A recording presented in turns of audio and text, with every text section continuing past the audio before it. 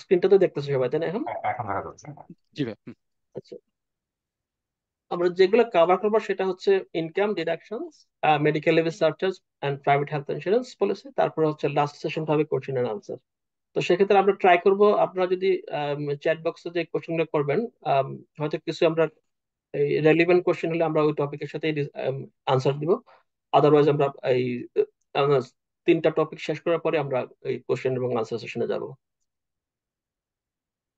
আম, আমরা যেটা first session outline ওয়ানে যেটা কভার করবো সেটা হচ্ছে কি কি ইনকাম আমাদেরকে ডিক্লেয়ার করতে হবে। তো মেইনলি যেটা হয় ফার্স্ট ওয়ান, যেটা কারো যদি স্যালারি ইনকাম থাকে, স্যালারি ইনকামটা আমরা ইনকাম হিসেবে ডিক্লেয়ার করি, যেটা আইটেম ওয়ানে, যেটা ট্যাক্স রিটার্নে যেটা যায়। তো স্যালারি ওয়েজেস এর মধ্যে কি কি আসবে? Typical salary and wages, commission, bonus, এবং কেউ যদি পার্ট টাইম এমপ্লয়মেন্টে থাকে, ক্যাজুয়াল ওয়ার্কস, তারপরে parental leave pay, dad and partners pay, অন্যান্য যে সব জিনিসগুলো, লস্ট স্যালারি যদি থাকে, কেউ যদি ইনকাম স্টেটমেন্টে এটা দেখায়। এখন তো যেটা হয়, গ্রুপ সার্টিফিকেট ইস্যু করে না, তো সেক্ষেত্রে মাইগভে এগুলো নর্মালি এমপ্লয়াররা এগুলো প্রিফিল করে দিবে। আর কেউ যদি কোভিড পেমেন্টের কারণে কেউ যদি পায়, যে স্পেশাল পেমেন্ট যেগুলা এই শাটডাউন পিরিয়ডের সময়, ওইগুলাও হয়তো এবার হয়তো নাই এগুলা 24-এ, বাট অনেকেই যারা ওই কোভিড এর সময় অনেক এমপ্লয়ারটা অ্যালাউ করছে, যদি কেউ সিক লিভ বা এডিশনাল পেমেন্ট অনেকেই পাইছে। আমার ওই কিছু সুপার মার্কেটে এটা অ্যালাউ করছে, এগুলো ইনকাম হিসেবে ডিক্লেয়ার করতে হবে।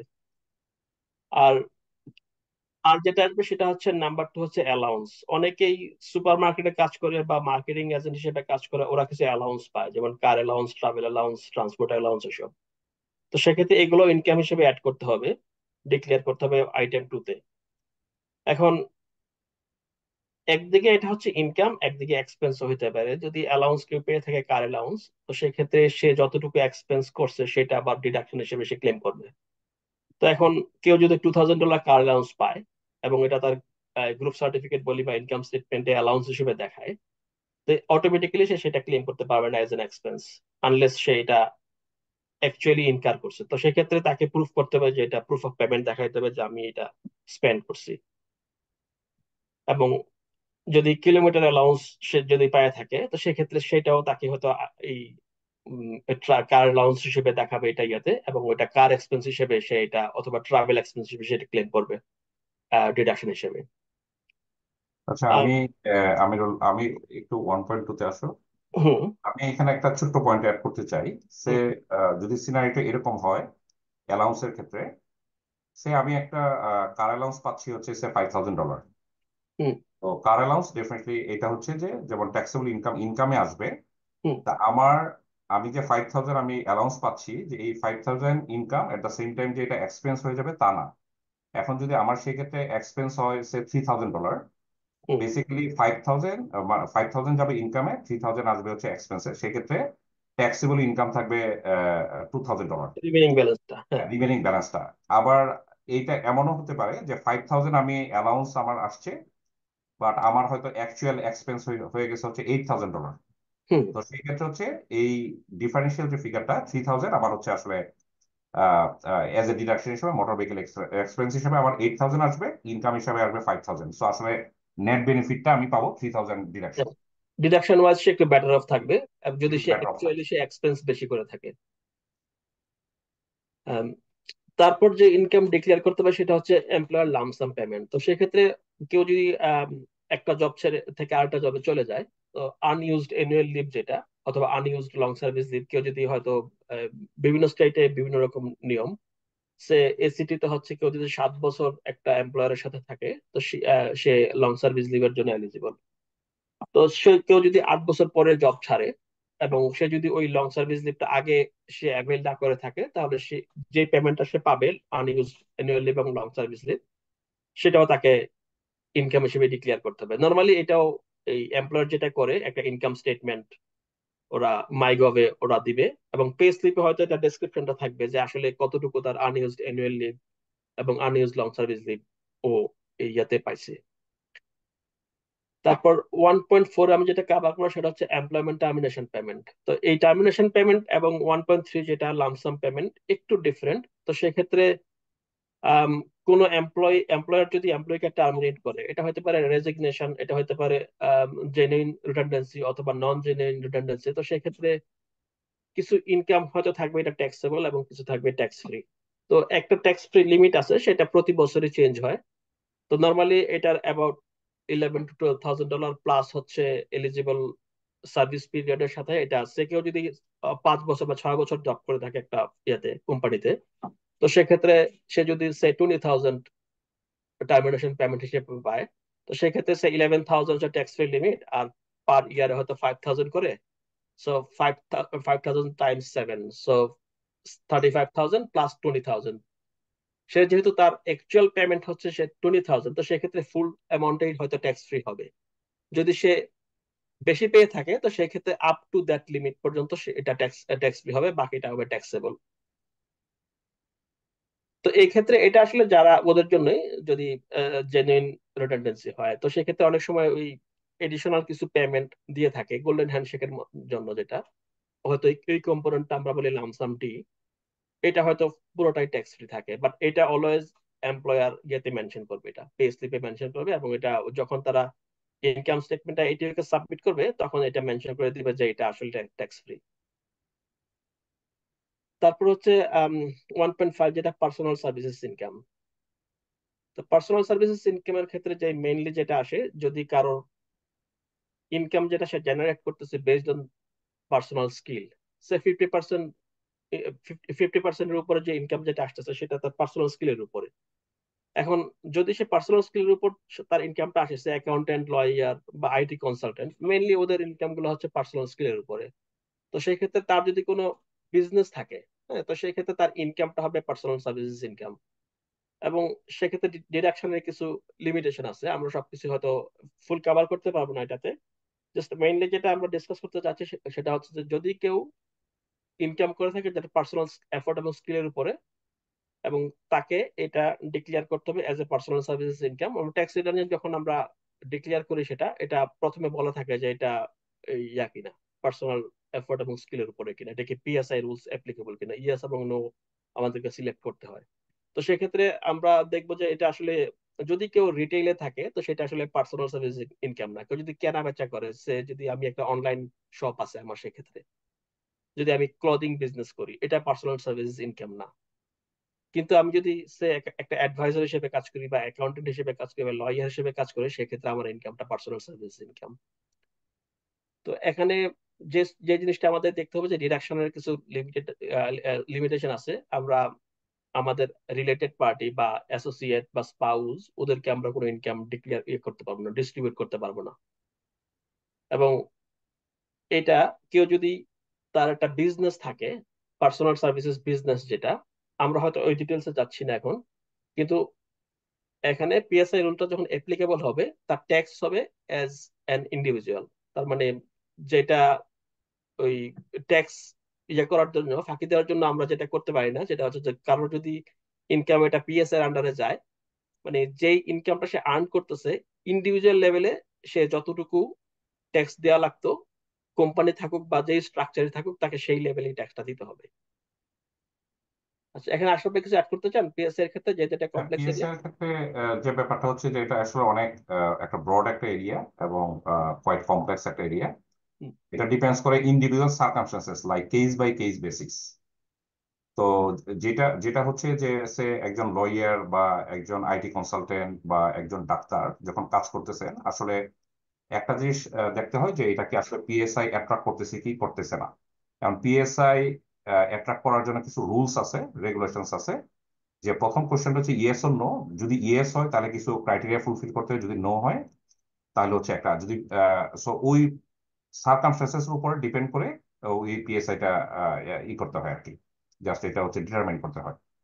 কিন্তু এটা হচ্ছে যে ওই কেস বাই কেস, লাইক হচ্ছে যে সে ফর এক্সাম্পল একটা মেডিকেল সেন্টার বা একটা ল ফার্ম, একজন ইন্ডিভিজুয়াল কাজ করতেছে, সোল ট্রেডার হিসেবে কাজ করতেছে নাকি একটা কোম্পানি ফর্ম করে, তো স্ট্রাকচারটা কি, এগুলো অনেক কিছুর উপরে ডিপেন্ড করে আর কি। সো এই জিনিসটা হচ্ছে হয়তো আমরা যখন পরবর্তীতে ট্রাস্ট বা কোম্পানি নিয়ে কথা বলবো, তখন হয়তো এই এরিয়াটা একটু ডিটেলসে কথা বলবো আর কি। হ্যাঁ, কভার করা যাবে। জি। হ্যাঁ, আপনি 1.6 যেটা, এটা একটু ইয়ে করেন, অস্ট্রেলিয়ান গভর্নমেন্ট আচ্ছা, পেমেন্ট। এখানে অস্ট্রেলিয়ান গভর্নমেন্ট পেমেন্টস মানে অনেক আছে যে জব সিকার পেমেন্ট পায়, অনেকে আছে ইয়ুথ অ্যালাউন্স পাচ্ছে, বা এই জিনিসগুলা গভর্নমেন্ট থেকে যেটাই পাচ্ছে নর্মালি এটা হচ্ছে যে এট ইউর প্রিফিলে এটা হচ্ছে যে অলরেডি রিপোর্ট করে দেয়। তো রিপোর্ট করে দিলে এটা definitely it will be the treated as a taxable income. So সেই ক্ষেত্রে বেশ কিছু পেমেন্ট আছে গভর্নমেন্টের, যেমন জব সিকার পেমেন্ট, আগে যেমন কোভিড এর সময় আরো কিছু পেমেন্ট ছিল।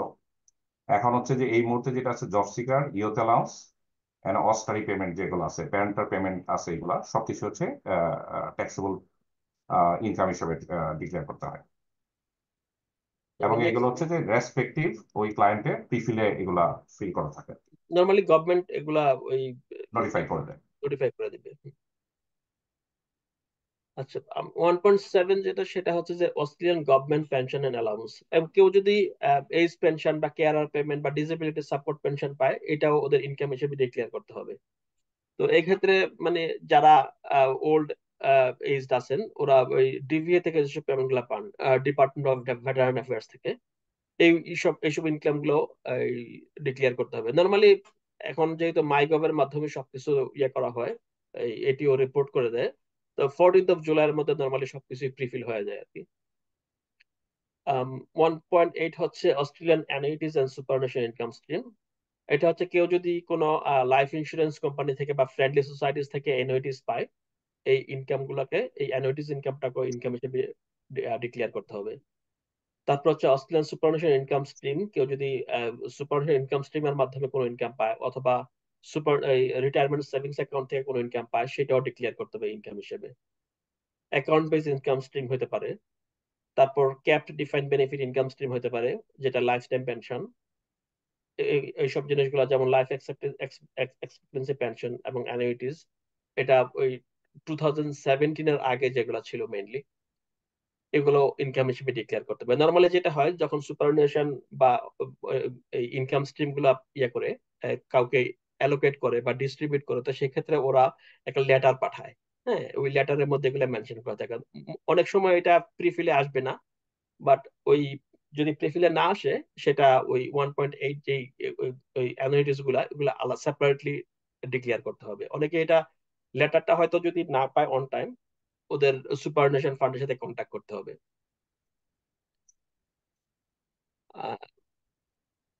আর যেসব ইনকাম, যেমন ইন্টারেস্ট ইনকাম, নর্মালি ব্যাংক এখন খুবই আপডেটেড। এটা ওই অনেক সময় 30th of জুনেই বা 1st of জুলাইতে এগুলো প্রিফিল হয়ে আসে এবার। আর এক্ষেত্রে যাদের ইন্টারেস্ট ইনকাম বেশি, আমরা রিকমেন্ড করি যে ট্যাক্স ফাইল নাম্বারটা ডিক্লেয়ার করতে, যাতে ব্যাংক একটু ট্যাক্স কেটে রাখে। যে কারোর যদি সে $3,000 ইন্টারেস্ট ইনকাম থাকে, এবং তার স্যালারি ইনকাম যদি কারোর সে 90,000 হয়, তো সেক্ষেত্রে 3,000 এক্সট্রা যেটা ইন্টারেস্ট ইনকাম অ্যাড হইলো, এটা যদি যদি ট্যাক্স কাটা না থাকে, তো সেক্ষেত্রে এডিশনাল ট্যাক্স দিতে হয়। তো বেটার হচ্ছে ওই ব্যাংকে নোটিফাই করা যে এটা আমার ট্যাক্স ফাইল নাম্বার, এবং তোমরা ইয়ে করবা, হ্যাঁ, মার্জিনাল রেট বা যেই রেট আছে সেই রেটে একটা ট্যাক্সটা কেটে রাখবা। তো সেক্ষেত্রে যেটা হয়, ওই ইয়ার এন্ডে এডিশনাল ট্যাক্সটা দেয়া লাগে না। ডিভিডেন্ডের ক্ষেত্রে হচ্ছে যে কারো যদি ম্যানেজড ফান্ড থাকে বা সিকিউরিটিজ যেসব ট্রেডিং করে, হয়তো কমসেকের মাধ্যমে করতেছে বা নেট ট্রেডিং এর মাধ্যমে করতেছে, তো সেক্ষেত্রে অনেকেই ট্রেড করে অথবা অনেকে ইনভেস্ট করে। তো যারা ইনভেস্টর হিসেবে আছে, ওরা রেগুলার ডিভিডেন্ড পায়। তো ডিভিডেন্ডটা, এটা মোস্ট অফ দ্য কেসেস 80 বা 90% ক্ষেত্রে এগুলো প্রিফিল হয়ে থাকে। কিন্তু ওই প্রিফিলিং এর উপর ডিপেন্ড না করে, এটা এটা দেখতে হবে যে আসলে এনুয়াল যে স্টেটমেন্টটা, এটা অলওয়েজ ডাউনলোড করা উচিত। তারপর এইটা ইউজ করা উচিত ট্যাক্স রিটার্ন করার জন্য। অলওয়েজ ওই প্রিফিলিং রিপোর্টের উপর, এগুলোর উপর রিলাই করা সবসময় ঠিক না আর কি। আর সব ইনকাম বা সব ডিভিডেন্ড এগুলা ইয়েতে থাকে না, প্রিফিলিং এ থাকে না। আপনি আশরাফ ভাই 1.11 একটু কভার করবেন, ডিস্ট্রিবিউশন ফ্রম রিসিপ্ট। এখানে হচ্ছে ওই যে বিভিন্ন ডিস্ট্রিবিউশন আসে, সে পার্টনারশিপ থেকে আসতে পারে, ট্রাস্ট থেকে আসতে পারে, বিভিন্ন ম্যানেজ ফান্ড থেকে আসে। তো নর্মালি হচ্ছে যে সে একটা ইন্ডিভিজুয়াল পার্সন যখন অনেক কিছুর সাথে ইনভলভ হয়, দেখা গেল যে কোন একটা ট্রাস্ট থেকে তার একটা ডিস্ট্রিবিউশন এক্সপেক্ট করতেছে যে হ্যাঁ ঠিক আছে, ওই ডিস্ট্রিবিউশনটা আসছে, ওই জিনিসটা অ্যাকাউন্টেন্টকে নোটিফাই করা অন টাইমে। পার্টনারশিপ এবং হচ্ছে বিভিন্ন ম্যানেজ ফান্ড থাকে। সো আমাদের এক্সপিরিয়েন্সে আমরা এটাও দেখছি যে এরকম হয়তো 3-4টা বা বিভিন্ন জায়গায় ইনভেস্টমেন্ট থাকে, তো দেখা গেল যে এখানে $1, $2, $3 হয়তো বিভিন্ন ক্যাপিটাল গেইন ইস্যু থাকে, ট্রাস্টের কিছু ইনকাম থাকে, ম্যানেজ ফান্ডের আরো কিছু income, foreign income tax, offset, FITO বা ফরেন ইনকাম সে $2, $3। অনেক সময় দেখা গেল যে ক্লায়েন্ট হয়তো এটা অ্যাওয়ারও থাকে না। তো সেই ক্ষেত্রে হচ্ছে যে এখানে রিকমেন্ডেড হচ্ছে যে ম্যানেজ ফান্ডে যদি কেউ কোনো ইনভেস্টমেন্ট থাকে বা ইয়েতে থাকে, ওই স্টেটমেন্টটা বা অ্যানুয়াল স্টেটমেন্ট সামারি যেটা বলি আমরা, ওইটা হচ্ছে কালেক্ট করা বছর শেষে। এটা কালেক্ট করা, এটা হচ্ছে অ্যাকাউন্টেন্টকে দেয়া, যাতে হচ্ছে কোনো কিছু মিস না করা হয় আর কি। সো এই এই জিনিসগুলো পার্টনারশিপের ডিস্ট্রিবিউশন, ট্রাস্টের ডিস্ট্রিবিউশন এবং ম্যানেজ ফান্ডের ডিস্ট্রিবিউশন, এগুলো হচ্ছে এজ এ ইনকাম হিসেবে ট্রিট করতে হয়। তো সামারিটা যদি থাকে, এনুয়াল ট্যাক্স স্টেটমেন্ট সামারিটা যদি থাকে, তাহলে হচ্ছে যে ওই ইনকামটা অ্যাকর্ডিংলি ডিস্ট্রিবিউট করা যায় আর কি, ওই অ্যাজ পার স্টেটমেন্ট। এখানে জাস্ট আমি একটু অ্যাড করি, যেমন পার্টনারশিপের ক্ষেত্রে যেটা হতে পারে, কেউ যদি কোনো কমার্শিয়াল প্রপার্টি হোল্ড করে থাকে ইন পার্টনারশিপ, সেই ক্ষেত্রে পার্টনারশিপে ওই প্রপার্টি থেকে যদি লসটা হয়, সেই লসটা তারা ডিস্ট্রিবিউট করতে পারবে। হ্যাঁ, তো আর ট্রাস্টের লসের ডিস্ট্রিবিউশনের ক্ষেত্রে কিছু রেস্ট্রিকশন আছে। যদি ওই রেন্টাল প্রপার্টি থাকে, সেটা লসটা ট্রাস্টে প্রিজার্ভ থাকে, কিন্তু ইনকামটা অলওয়েজ ডিস্ট্রিবিউট করতে হবে। এবং ট্রাস্টে যদি কোনো ফ্র্যাঙ্ক ডিস্ট্রিবিউশন থাকে, তো সেই ক্ষেত্রে এই ফ্র্যাঙ্কিং ক্রেডিট যেটা, সেটা আবার ইন্ডিভিজুয়াল ট্যাক্স রিটার্নে এটা ক্লেম করা যায়। তো সেই ক্ষেত্রে এই জন্য ট্রাস্টের যে ডিস্ট্রিবিউশন স্টেটমেন্টটা বা ম্যানেজ ফান্ডের যে ট্যাক্স স্টেটমেন্ট, এটা কালেক্ট করা হচ্ছে বেটার, এবং ওইটার বেসিসেই ট্যাক্স অ্যাকাউন্টেন্ট তখন এই ট্যাক্স রিটার্নটা রেডি করতে পারবে। তো তারপরে টপিকসটা হচ্ছে employee share scheme. Employee share স্কিমটা মেইনলি হচ্ছে যদি কোনো এমপ্লয়ি কোনো অর্গানাইজেশন থেকে তার ওই ওই কোম্পানির শেয়ার কিছু পেয়ে থাকে, তো সেক্ষেত্রে নর্মালি যেটা হয়, ওরা একটা ইয়ে থাকে যে এলিজিবল পিরিয়ড থাকে। কেউ যদি হয়তো একটা কোম্পানিতে 1 বছর বা 2 বছর ধরে কাজ করে, তো ওরা ডিসকাউন্টেড প্রাইসে কিছু শেয়ার ওরা সেল করে এমপ্লয়ীদেরকে। সে এটার দাম যদি মার্কেট প্রাইস যদি হয় $10, হ্যাঁ, এখন এমপ্লয়ীকে সে এটা $5 দিল। তার মানে ডিফারেন্স যে $5, এইটা তখন অ্যাসেসেবল ইনকাম হিসেবে দেখাইতে হবে ট্যাক্স রিটার্নে। নর্মালি যেটা করে, এমপ্লয়াররা যখন এমপ্লয়ি শেয়ার স্কিম ডিস্ট্রিবিউট করে, ওরা এই এটিও কে সাথে সাথে এটা নোটিফাই করে দেয়। তো এটা অলওয়েজ এটা প্রিফিল হয়, মোস্ট অফ দা কেসেস এটা প্রিফিল হয়। আর প্রিফিল যদি না হয়, সে কেউ যদি ধরে থাকে যে আমি একটা শেয়ার পাইছি, 100 শেয়ার পাইছি একটা কোম্পানি থেকে, কিন্তু যখন আমি ট্যাক্স রিটার্ন করতে গেছি এটা প্রিফিল হয় নাই, তো সেক্ষেত্রে এটা উচিত হবে যে এমপ্লয়ারের কাছ থেকে ওই ইয়াটা নিয়ে নেওয়া, লেটারটা নিয়ে নেওয়া, সে ডিসকাউন্ট কত পাইছে, যাতে সে এটা অ্যাটলিস্ট তার ট্যাক্স রিটার্নে এটা ইয়ে করতে পারে, শো করতে পারে। তারপর হচ্ছে 1.13 হচ্ছে বিজনেস থেকে, নেট ইনকাম ফ্রম বিজনেস। তো এখন এটা এই এই টপিকটাতে আমরা যেটা দেখবো যে অনেকেই হয়তো বিভিন্ন ধরনের বিজনেস আছে। কেউ হয়তো ট্যাক্সি চালাচ্ছে, সেটা একটা বিজনেস। উবার রাইড শেয়ার করতেছে বা উবার ফুড ডেলিভারি করতেছে, এটাও কাইন্ড অফ বিজনেস। অনেকেই হয়তো রিটেল বা ক্লদিং অথবা অনলাইন কোনো ইয়ে করতেছে, ট্রেডিং করতেছে, সেটাও বিজনেস। তো সেক্ষেত্রে আমাদেরকে একটা শিডিউল করতে হয়। তো বিজনেস শিডিউলের মধ্যে আমরা ইনকাম এবং এক্সপেন্স গুলাকে আমরা ডিক্লেয়ার করব। তো ওইটাতে যে জিনিসটা কভার করতে হবে সেটা হচ্ছে যে তার হয়তো অন্যান্য যেসব খরচগুলো সে ইনকার করতেছে, যেমন গাড়ির এক্সপেন্স, এটা তো রেগুলার তার ওই যে এই পারচেজের মতো না, বাট তাকে একটা লগ বুক মেনটেন করতে হবে ওই গাড়ির এক্সপেন্সটা ক্লেম করার জন্য। অন্যান্য এক্সপেন্স গুলা, যেমন যদি সে তার স্পেসিফিক্যালি একটা হোম সে ইউজ করে থাকে, এবং এটা যদি তার প্লেস অফ বিজনেস হয় এবং প্লেস অফ ওয়ার্ক হয়, সেক্ষেত্রে সেটার হয়তো অকুপেন্সি এক্সপেন্স গুলো সে ক্লেম করতে পারবে। আমরা হয়তো ডিটেলটা একটু পরে কভার করব অন্যান্য এক্সপেন্স গুলোর জন্য এই হোম অফিসে।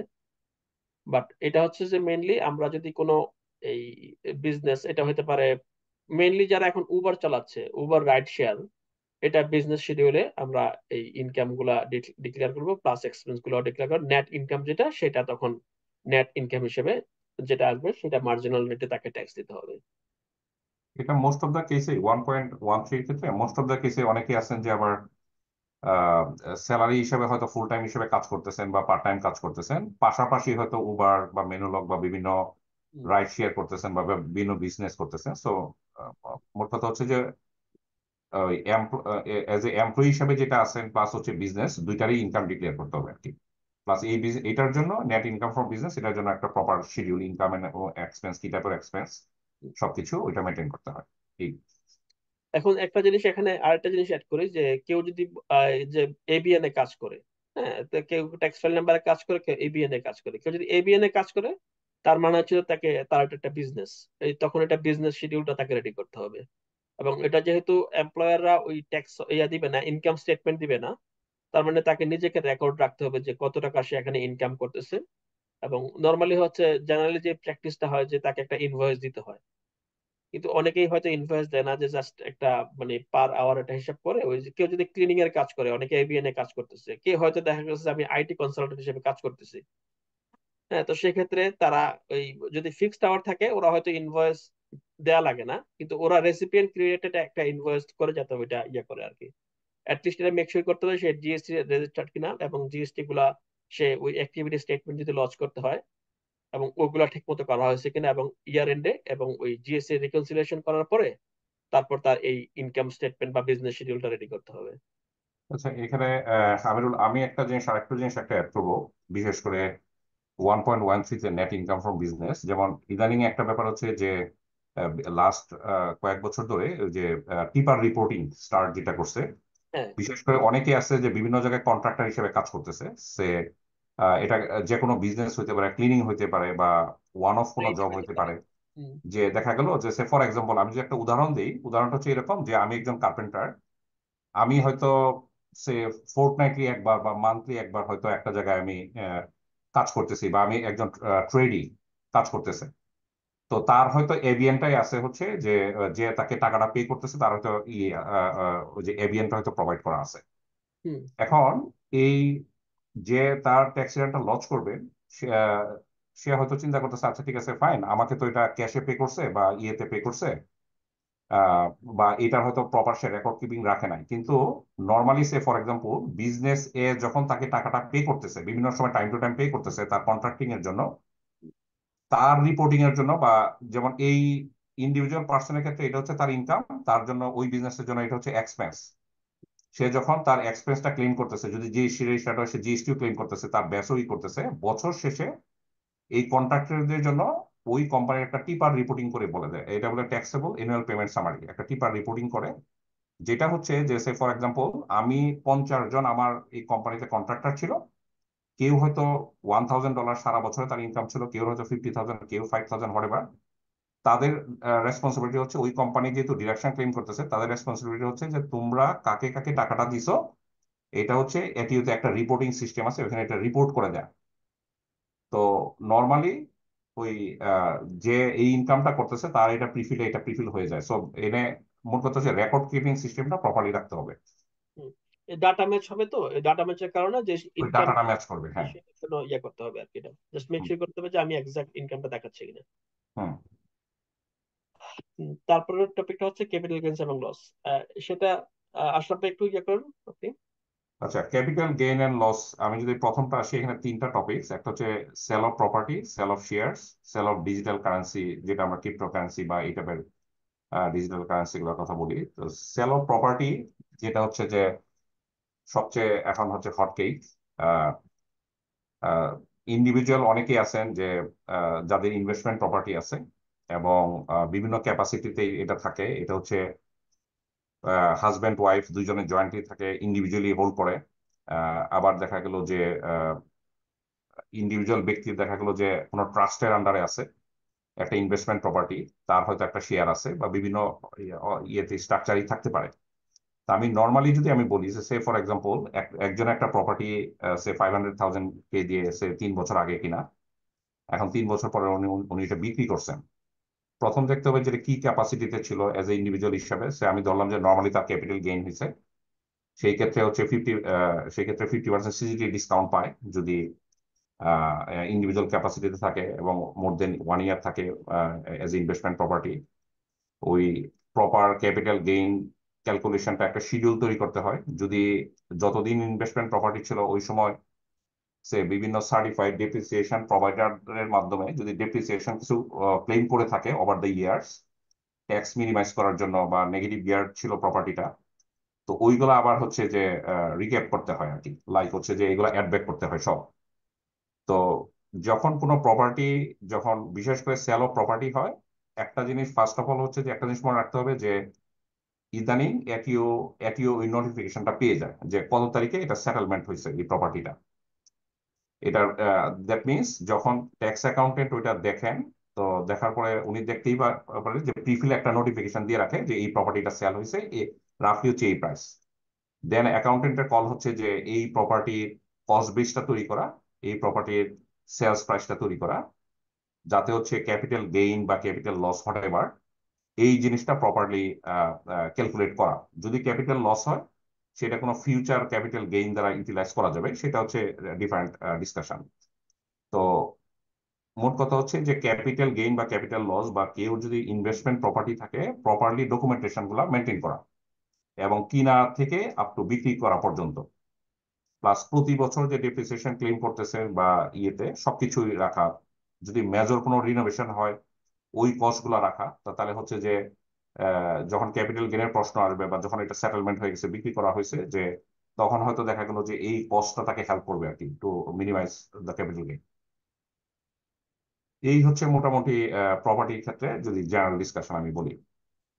হ্যাঁ, এমনি এটার শেয়ারের সাথে ক্ষেত্রে সাথে actually যেটা আশরাফ ভাই যেটা বললেন, এই যে রেকর্ড কিপিং ডাটাটা অনেকের ক্ষেত্রে যেটা হয়, কেউ যদি একটা প্রপার্টি 10 বছর আগে কিনে থাকে, তো আহ, আমি অনেক ক্ষেত্রে দেখছি যে ওদের ওই স্টাম্প ডিউটি কত দিচ্ছে বা লিগেল ফিস কত ছিল বা সেটেলমেন্ট স্টেটমেন্টটা এটা ওরা মিসিং থাকে। তো হুম মিসিং থাকলে যেটা হয়, তখন আমাদেরকে হয়তো ওই যে হিস্টোরিক্যাল ডাটা দেখে করতে হয়, এই প্রফেশনাল জাজমেন্ট ইউজ করে। তো অনেক সময় এটিও হয়তো জাজমেন্টটাকে অ্যাকসেপ্ট করে, বাট নাও করতে পারে। হ্যাঁ, তো সেক্ষেত্রে আমাদের অ্যাডভাইস থাকবে যে প্রপারলি ডকুমেন্টস গুলো মেনটেন করা। হ্যাঁ, অনেকেই হয়তো একটা প্রপার্টি যেটা কিনছে এটা হয়তো পার্শিয়াল ইয়ার ছিল তার প্রাইমারি রেসিডেন্স, পার্শিয়াল হতো ইনভেস্টমেন্ট প্রপার্টি। তো সেক্ষেত্রে প্রপার ডকুমেন্টেশন থাকলে এটা স্প্লিট করা সম্ভব, যে আসলে এটা কি মেইন রেসিডেন্সের জন্য এলিজিবল কিনা, বা অথবা তাকে মানে ফুল ইয়ারের জন্য ট্যাক্স দিতে হবে। তো সেই ক্ষেত্রে ডকুমেন্টস গুলো থাকলে ইজি হয় to to calculate the capital gain tax. Hmm. আর আরেকটা জিনিস হচ্ছে বিশেষ করে ইনভেস্টমেন্ট প্রপার্টির ক্ষেত্রে, মানে যেটা হয় নর্মালি, দেখা গেল যে অনেকে হয়তো একটু এক্সটেন্ড করে, অনেকে হয়তো দেখা গেল যে বাথরুম রিনোভেশন, ফ্লোর রিনোভেশন বা অনেক ক্যাপিটাল এক্সপেন্ডিচার হয়।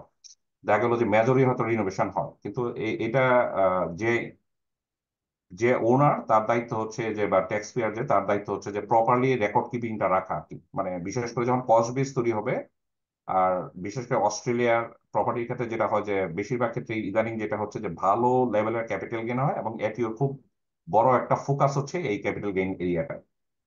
যে এটি কারণ এটিও স্বাভাবিকভাবেই তারা দেখতে চায় যে হ্যাঁ ঠিক আছে প্রপার ক্যালকুলেশন হয়েছে কিনা, বা অনেকের একটা ধারণা আছে যে আচ্ছা, ঠিক আছে ফাইন, আমার ট্যাক্স মিনিমাইজ করার জন্য প্রতি বছর আমি ডেপ্রিসিয়েশনটা ক্লেম করতেছি। হ্যাঁ, ডেপ্রিসিয়েশন অবশ্যই লিগালি সবকিছুই ক্লেম করতেছে, এভরিথিং সবই ঠিক আছে।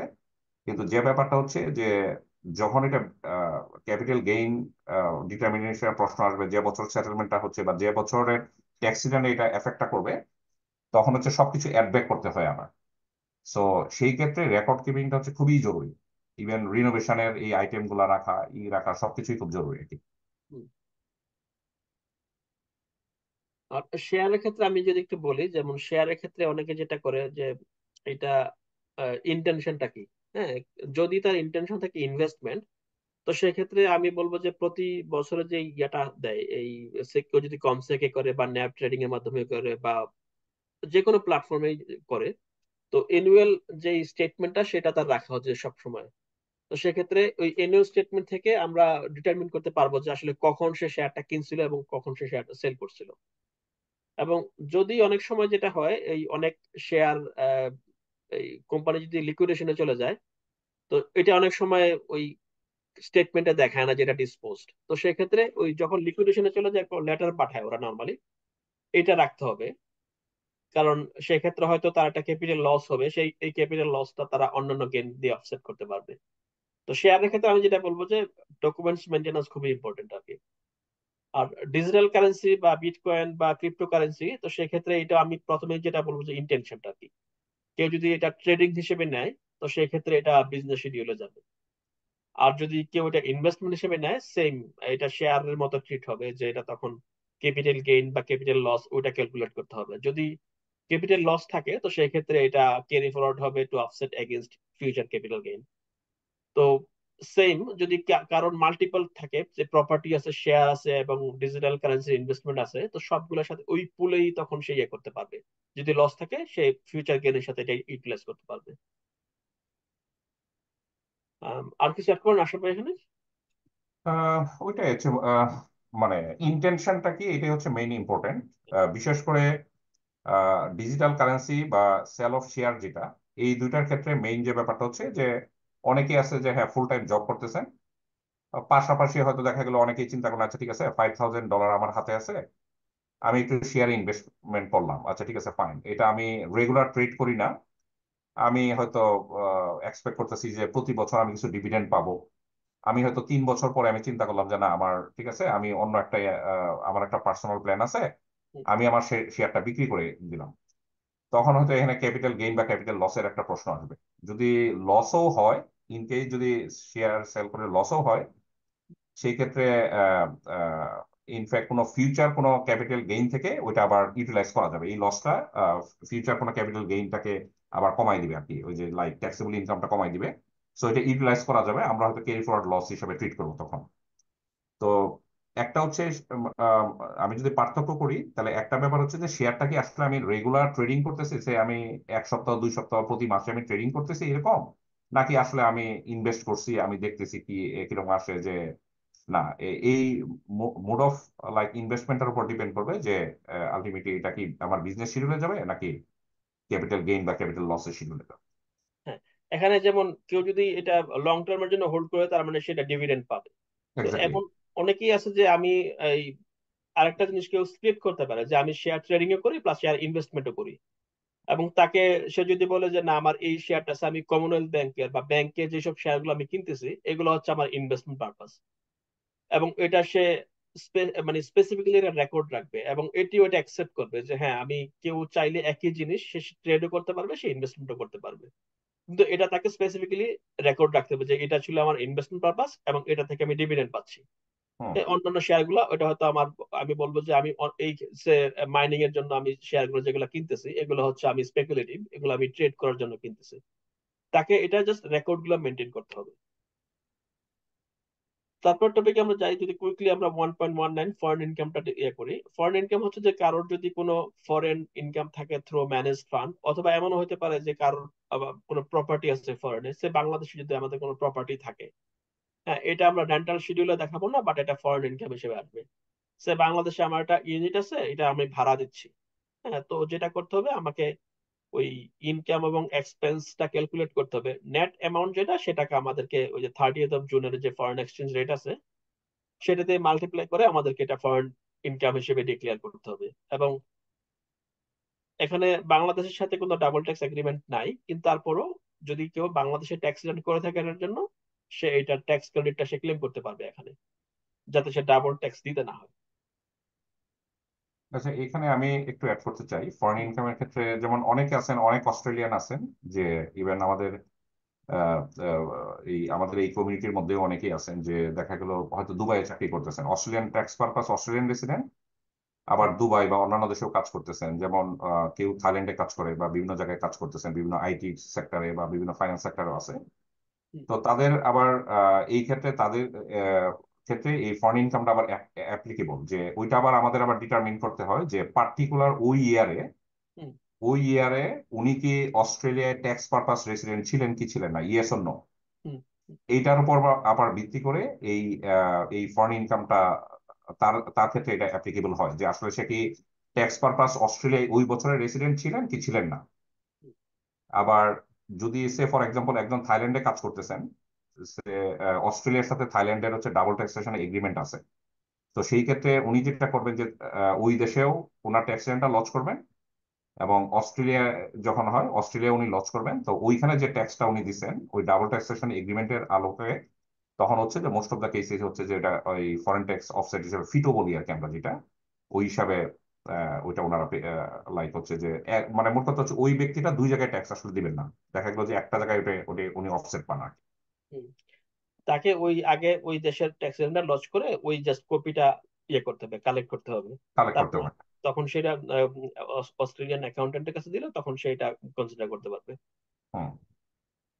ওকে, তারপর আমরা যাই ইনভেস্টমেন্ট প্রপার্টি, রেন্টাল ইনকাম যেটা, তো এটা আমরা কিছুটা হয়তো কভার করছি, যেটা হচ্ছে যে এখানে কারোর যদি রেন্টাল প্রপার্টি থাকে তো সেই ক্ষেত্রে কি কি এক্সপেন্স ওরা আসলে ক্লেম করতে পারবে। হ্যাঁ, মেইনলি হচ্ছে অ্যাডভার্টাইজমেন্ট, বডি কর্পোরেট ফি, বরোইং এক্সপেন্সেস। বরোইং এক্সপেন্সটা মেইনলি হচ্ছে 5 ইয়ার্স অথবা লোন টার্ম, হুইচএভার ইজ লেস। হ্যাঁ, লোন টার্ম যদি সে 25 ইয়ার্স হয় তো সেক্ষেত্রে এটা 5 ইয়ার্স এর মধ্যে সে এটা ইয়ে করতে পারবে, অফসেট করতে পারবে। Cleaning, pest control, council rates, gardening, repair, maintenance, land tax, letting fee, property agent fee, water charges, interest, depreciation. So ইন্টারেস্টের ক্ষেত্রে আমি যেটা বলবো যে শুধুমাত্র যদি কেউ রিফাইন্যান্স করে থাকে, সে আমার একটা প্রপার্টি আছে, আমার প্রপার্টির প্রাইস হচ্ছে 500,000, সে আমি 400,000 লোন নিচ্ছি এটার জন্য, তো আবার সে 2 বছর পরে আমি লোনটা রিফাইন্যান্স করছি, সে আমি আরো সে $20,000 আমি ক্যাপিটাল এডিশনাল লোন দিছি, এটা ফর পার্সোনাল পারপাস। যদি আমি কোনো পার্সোনাল পারপাস লোন নিয়ে থাকি ওই প্রপার্টির এগেনস্টে, আমি ওই 20,000 এর ইন্টারেস্ট আমি তখন ক্লেম করতে পারবো না। এটিও এই এই জিনিসটাকে এবার ওরা ইয়াতে রাখছে, টার্গেট লিস্টে রাখছে। আমাদের কাছে যে নোটিফিকেশনটা আসছে যে ওরা যেটা করবে, অনেকেই যেটা করছে লাস্ট ফিউ ইয়ার্স, ওরা পার্সোনাল পারপাস অনেকেই লোন নিছে এবং রিফাইন্যান্স করছে, কিন্তু এটা তারা ফুল ইন্টারেস্ট ক্লেম করছে। তো এটিও হয়তো এটা এবার রিভিউ করবে বা অডিট করবে। যদি দেখে যে এটা আসলে লোনটা ওই প্রপার্টি পারপাস নেওয়া হয়নি, পার্সোনাল পারপাস নেওয়া হয়েছে, তো সেই ক্ষেত্রে তারা ইয়াটা ইন্টারেস্ট ইয়ে করবে, ডিসঅ্যালাউ করবে, এবং হয়তো ডিপেন্ড করবে এটা আসলে কিছু ইন্টেনশনাল মিস্টেক ছিল নাকি আনইনটেনশনাল, তো সেই ক্ষেত্রে হয়তো পেনাল্টিজও আসতে পারে আর কি। আমি আরেকটা জিনিস একটু আচ্ছা হুম, হ্যাঁ আরেকটা জিনিস আমি যে কভার করতে, রিপেয়ার এবং মেনটেন্যান্স, মেনটেন্যান্সের ক্ষেত্রে, তো সেই ক্ষেত্রে এটা দেখতে হবে জেনুইন রিপেয়ার এবং মেনটেন্যান্স কিনা। এটা যদি ক্যাপিটাল ওয়ার্কস হয় তো সেই ক্ষেত্রে হয়তো আমরা আউটরেট ক্লেম করতে পারবো না, বাট ডেপ্রিসিয়েশন ক্লেম হবে ওভার দ্য ইয়ার। আচ্ছা আমি এখানে একটা জিনিস একটু আমিরুল তোমার পরে আমি একটু অ্যাড করতেছি, সেটা হচ্ছে যে আমিরুল যে ইন্টারেস্টের কথাটা বলছেন, এখানে একটা ব্যাপার হচ্ছে যে ইন্টারেস্টের ক্ষেত্রে যেমন যে রিফাইন্যান্স লোন, এখানে আহ, প্রথমেই এরকম একটা প্রশ্ন আছে যে এই বছর যখন আমরা রেন্টাল শিডিউলটা করি, এই বছরেই সে ফর এক্সাম্পল আমরা 23-24 করতেছি ট্যাক্স রিটার্ন একটা পার্সোনাল সার্কামস্টান্সেসে, যে যখন করার সময় তখনই প্রথম একটা প্রশ্ন আসে যে এটা কি রিফাইন্যান্স করা হয়েছে কিনা, একদম ক্লোজ প্রশ্ন, ইয়েস অর নো। যদি ইয়েস দেওয়া হয় তখন স্বাভাবিকভাবে একটা প্রশ্ন আসে, সে ফর এক্সাম্পল আমিরুল যে এক্সাম্পলটা দিছে যে 20,000 উইথড্র করা হয়েছে, এখন 20,000টা উইথড্র করে যদি আমি পার্টিকুলারলি ওই ইনভেস্টমেন্ট প্রপার্টি যদি আমি রিনোভেশনের পারপাসে বা ওই প্রপার্টির এক্সটেনশন বা কোনো কিছুর পারপাসে যদি আমি ব্যয় করি, এটা হচ্ছে অ্যালাউয়েবল ডিডাকশন। হুম, কিন্তু যদি সে ফর এক্সাম্পল আমি প্রপার্টির ইকুইটি থেকে আমি 20,000 নিয়ে আমি একটা গাড়ি কিনছি আমার জন্য, এইটা তাহলে এটা হচ্ছে অ্যালাউয়েবল ডিডাকশন না। মানে এনে পার্টিকুলারলি এখন যেহেতু ইন্টারেস্ট একটা বিশাল একটা ফ্যাক্টর প্রত্যেকটা ইনভেস্টমেন্ট প্রপার্টির কারণে, যেহেতু ইন্টারেস্ট রেট প্রচন্ড হাই, এটিওর এটা খুব একটা সাইড যে তারা এটা খুব ভালোভাবে তারা স্ক্রুটিনি করতেছে আর কি। এটা হচ্ছে একটা ব্যাপার। রিপেয়ার মেনটেন্যান্স এর ক্ষেত্রে যেটা হয় যে ব্যাপারটা হচ্ছে যে ক্যাপিটাল নেচার কিনা, মানে একটা আমার রিপেয়ার হইতে পারে, একটা হচ্ছে সিম্পল আমার ইনভেস্টমেন্ট প্রপার্টির কয়েকটা চাবি বানানো হয়েছে, সে ফর এক্সাম্পল $200 খরচ হয়েছে, বা আমার হয়তো একটু ফ্যান্সটা ভেঙে গেছে, আমি একটু ফ্যান্সটা হালকা আমার একটু রিপেয়ার করছি, এইটা হচ্ছে এক ধরনের। আর একটা হচ্ছে আমি মেজর একটা রিপেয়ার মেনটেন্যান্স করছি। এখন মেজর যদি রিপেয়ার মেনটেন্যান্স হয় ওইটা ডিটারমাইন করতে হবে যে এটা কি ক্যাপিটাল নেচার হয়েছে নাকি রেভিনিউ নেচার টাইপের এক্সপেন্সটা। তারপর ওইটা ডিটারমাইন করার পরে যে ঠিক আছে ফাইন, সে ফর এক্সাম্পল আমার আহ, একটা কিচেন রিনোভেশন হয়েছে, ম্যাসিভ একটা রিনোভেশন হয়েছে, ডেফিনেটলি এটা এক বছরে এটার বেনিফিট আমরা এক বছরে পাবো না, ওভার দ্য ইয়ার্স আমরা পাবো। তখন হচ্ছে এটিওর কিছু রুলস আছে, এটিওর কিছু ডিপ্রিসিয়েশন পুল আছে, রেট আছে, বিভিন্ন ইয়ার আছে, ওই অনুসারে ওইটা অ্যাপ্লিকেবল, ওইটা অ্যাপ্লাই করতে হয়। এখন এখানে আরেকটা জিনিস হচ্ছে অনেকে আছেন যে এটা একবারে ক্লেম করে স্বাভাবিকভাবে এটিও এটাকে রেড ফ্ল্যাগ দিবে এবং এটা অডিটে পড়তে পারে। সো ওই জিনিসটা সবাইকে একটু মেনটেন করতে হবে, এটা হচ্ছে একটা ব্যাপার। আর দ্বিতীয় কথা হচ্ছে যে ডিপ্রিসিয়েশন যে লাস্টে দেওয়া আছে, যে ডিপ্রিসিয়েশন, আমাদের রিকমেন্ডেশন হচ্ছে যে ডিপ্রিসিয়েশন ওই যে সার্টিফাইড প্রোভাইডার আছে কিছু ডিপ্রিসিয়েশন তৈরি করে, যেমন একটা বড় কোম্পানি হচ্ছে বিএমটি, বলে বিএমটি ডিপ্রিসিয়েশন যারা করে, মানে ওরা সার্টিফায়ার মাধ্যমে যেটা যেটা দেয় ওইটা থেকে প্রত্যেক বছর ওইভাবে স্কেজুল থাকে প্রাইম মেথডে, ডিমিনিশিং ভ্যালু মেথডে, ওইটার বেসিসেই ডেপ্রিসিয়েশন ক্লেম করা উচিত। এরকম বিএমটি সহ আরো অনেকগুলা কোম্পানি আছে, ওরা হচ্ছে সার্টিফায়ার এই এই ডেপ্রিসিয়েশন স্কেজুল করার জন্য আর কি। তো আগের টপিক্সে যে আমরা যে ক্যাপিটাল গেইন নিয়ে কথা বলতেছিলাম, যে ওই যে ডিপ্রিসিয়েশনটা পরে ক্লব্যাক হয়, এটা হচ্ছে এই ডিপ্রিসিয়েশনটা আর কি। সো এই জিনিসগুলো একটু প্রপারলি রেকর্ড কিপিং এর ব্যাপার আছে আর কি। হ্যাঁ, এখানে আমি জাস্ট একটা জিনিস অ্যাড করি ডেপ্রিসিয়েশনের ক্ষেত্রে। 2017 একটা মেজর একটা চেঞ্জ আসছে এটিও রুলসে। সেটা হচ্ছে যে যদি কোনো কেউ যদি কোনো সেকেন্ড হ্যান্ড প্রপার্টি কিনে, হ্যাঁ, এবং ওটার এক্সিস্টিং প্লান্ট এন্ড ইকুইপমেন্টের ডেপ্রিসিয়েশনটা আগে অ্যালাউবল ছিল, এই 2017 এর পরে এটা অ্যালাউবল না। হ্যাঁ, তো সেক্ষেত্রে ওই এখানে কি কি আছে, যেমন ডিশ ওয়াশার, তারপর আম, সে- আর কি থাকতে পারে, ফিক্সার্স এন্ড ফিটিংস যেগুলো আছে, এগুলো এইসব অ্যাটাচ যেসব প্লান্ট এন্ড ইকুইপমেন্ট আছে, এগুলো ডেপ্রিসিয়েশন এখন আর ক্লেম করা যায় না যদি সেকেন্ড হ্যান্ড প্রপার্টি হয়। কিন্তু যদি এটা ব্র্যান্ড নিউ হয় বা সাবস্টেন্সিয়াল রিনোভেটেড প্রপার্টি হয়, তো সেই ক্ষেত্রে আমরা বলবো যে একটা নতুন করে একটা শিডিউল নিতে। হ্যাঁ, হয়তো বিএমটি আছে, ডিওটেক্স আছে, ওয়াশিংটন ব্রাউন আছে, অনেকগুলাই আছে এখন, মোটামুটি সবাই কম্পিটিটিভ প্রাইসে মোটামুটি সবাই এই শিডিউলটা সেল করতেছে। তো রিকমেন্ডেশন হবে যদি কেউ $50,000 উপরে সাবস্টেন্সিয়াল রিনোভেশন করে অথবা ব্র্যান্ড নিউ প্রপার্টি কিনে, এই শিডিউলটা নেয়া এবং এটা ওয়ার্থ নেওয়া, এবং এটা যতদিন ওনারশিপ পিরিয়ড থাকবে এটা অতদিন ইউজ করা যাবে। ওকে, আমরা তাহলে এখন নেক্সট টপিক যাই, ডিডাকশনস। এটা হচ্ছে আসলে ইম্পর্টেন্ট টপিক। আসলে আমরা ইনকাম তো জানি স্ট্রেট ফরওয়ার্ড, এখন কি ডিডাকশন আমরা ক্লেম করতে পারবো, কি কি ক্লেম করতে পারবো না, এটাতেই হয়তো অনেকের কোনো কোশ্চেন থাকতে পারে। মেইন হচ্ছে নাম্বার ওয়ান যেটা আছে সেটা হচ্ছে ওয়ার্ক রিলেটেড কার এক্সপেন্সেস। এখন কোন কার এক্সপেন্স আমরা ক্লেম করতে পারবো আর কোনটা করতে পারবো না। যদি এটা আমার নর্মাল ওয়ার্ক ট্রিপ হয়, যে আমি বাসা থেকে অফিসে গেছি, অফিস থেকে বাসায় আসছি, নর্মালি এটা প্রাইভেট নেচার, এটা আমরা ক্লেম করতে পারবো না। এটা ডাজন্ট ম্যাটার যদি আমার বাসা থেকে আমার অফিস অনেক দূরে, আমাকে গাড়ি নিয়ে যেতে হবে, কিন্তু সেটাও প্রাইভেট। কিন্তু আমরা কোনটা ক্লেম করতে পারবো, সে আমি অফিসে গেছি, অফিস থেকে আমার অফিসের কোনো কাজে আমি বাইরে গেছি, সে আমি ইঞ্জিনিয়ার হিসেবে কাজ করি একটা, আমার প্রফেশন হচ্ছে ইঞ্জিনিয়ার, আমাকে সাইটে যেতে হয়। তো আমি বাসা থেকে অফিসে গেলাম, অফিস থেকে সাইটে গেলাম, সাইটে থেকে যদি আবার অফিসে ব্যাক করি, তার মানে আমি office to site, site to office, এইটা আমি ক্লেম করতে পারবো। তারপর আমি বাসা থেকে অফিসে গেলাম, অফিস থেকে সাইটে গেলাম, সাইট থেকে আবার বাসায় চলে আসলাম। তো সেক্ষেত্রে আমি শুধু অফিস থেকে যে সাইটে গেছি সেইটুকু আমি কভার করতে পারবো, ক্লেম করতে পারবো। এবং মেক শিওর যে এই এক্সপেন্সটা এমপ্লয়ার দ্বারা রিইম্বার্স না। হ্যাঁ, রিইম্বার্স হলে তখন সেই ক্ষেত্রে আবার দেখতে দেখতে হবে যে এটা মানে এই অ্যালাউন্স দিচ্ছে কিনা আমাকে। যদি অ্যালাউন্স দেয় তো সেই ক্ষেত্রে ওরা তো আমাকে এটা আইটেম টু তে আমার কার অ্যালাউন্স হিসেবে এটা থাকবে। হ্যাঁ, তখন দেখতে হবে যে আমি এই যেটা এই যদি রিইম্বার্স হয় তাহলে তো এটা আসবেই না, মানে এটা আমার জন্য এটা কোনো ইয়া না, ইন এন্ড আউট। আমার আমি 50 কিলোমিটার ড্রাইভ করছি, আমাকে 50 কিলোমিটারের টাকাও আমাকে দিয়ে দিছে, তো সেক্ষেত্রে এটা আমার ইনকাম হিসেবে আসবে না, এক্সপেন্স হিসেবে আসবে না। কিন্তু যদি আমাকে অ্যালাউন্স হিসেবে দেয়, তো সেক্ষেত্রে আমাকে দেখতে হবে যে আমাদের অ্যাকচুয়াল আসলে আমি কত এক্সপেন্স করছি। এখন আরেকটা জিনিস, এখানে আমি কিভাবে কোন কোন কোন মেথড ইউজ করে আমি এটা ক্লেম করব।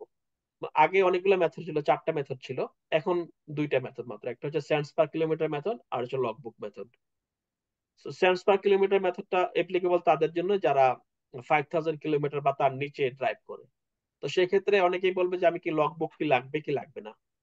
তো যদি 5,000 কিলোমিটার নিচে হয় সেক্ষেত্রে এটা লগবুক না থাকলেও চলবে, বাট একটা ডায়েরি রেকর্ড থাকতে হবে যে আমি এই কবে কবে কত কিলোমিটার ড্রাইভ করছি। তো যদি এটা আমার যদি অ্যাকচুয়াল ড্রাইভ 4,000 কিলোমিটার হয়, তাহলে সেক্ষেত্রে আমি 4,000 কিলোমিটার ক্লেম করবো। আর যাদের আসলে 5,000 কিলোমিটারের বেশি ড্রাইভ হয়, সেক্ষেত্রে তাদেরকে যদি বেটার ডিডাকশন পেতে চায়, তাহলে সেক্ষেত্রে লগবুক মেথডটা বেটার। এখন কেউ যদি বলে যে না, আমার লগবুক রাখাটা আমার জন্য ডিফিকাল্ট, আমি ট্র্যাক করতে পারতেছি না, তো সেই ক্ষেত্রে তাকে ওই সেন্টস পার কিলোমিটার মেথডে ক্লেম করতে হবে। কিন্তু তারপরও তাকে একটা ডায়েরি রেকর্ড দেখাইতে হবে যে না, আমার লিস্ট পার উইক আমার জবের নেচার হচ্ছে আমাকে 100 কিলোমিটার বা 150 কিলোমিটার ড্রাইভ করতে হয়। তো এটা তাকে অ্যাটলিস্ট দেখাইতে হবে, ডায়েরি রেকর্ড দেখাইতে হবে যে না, আমার একটা ইয়ে আছে।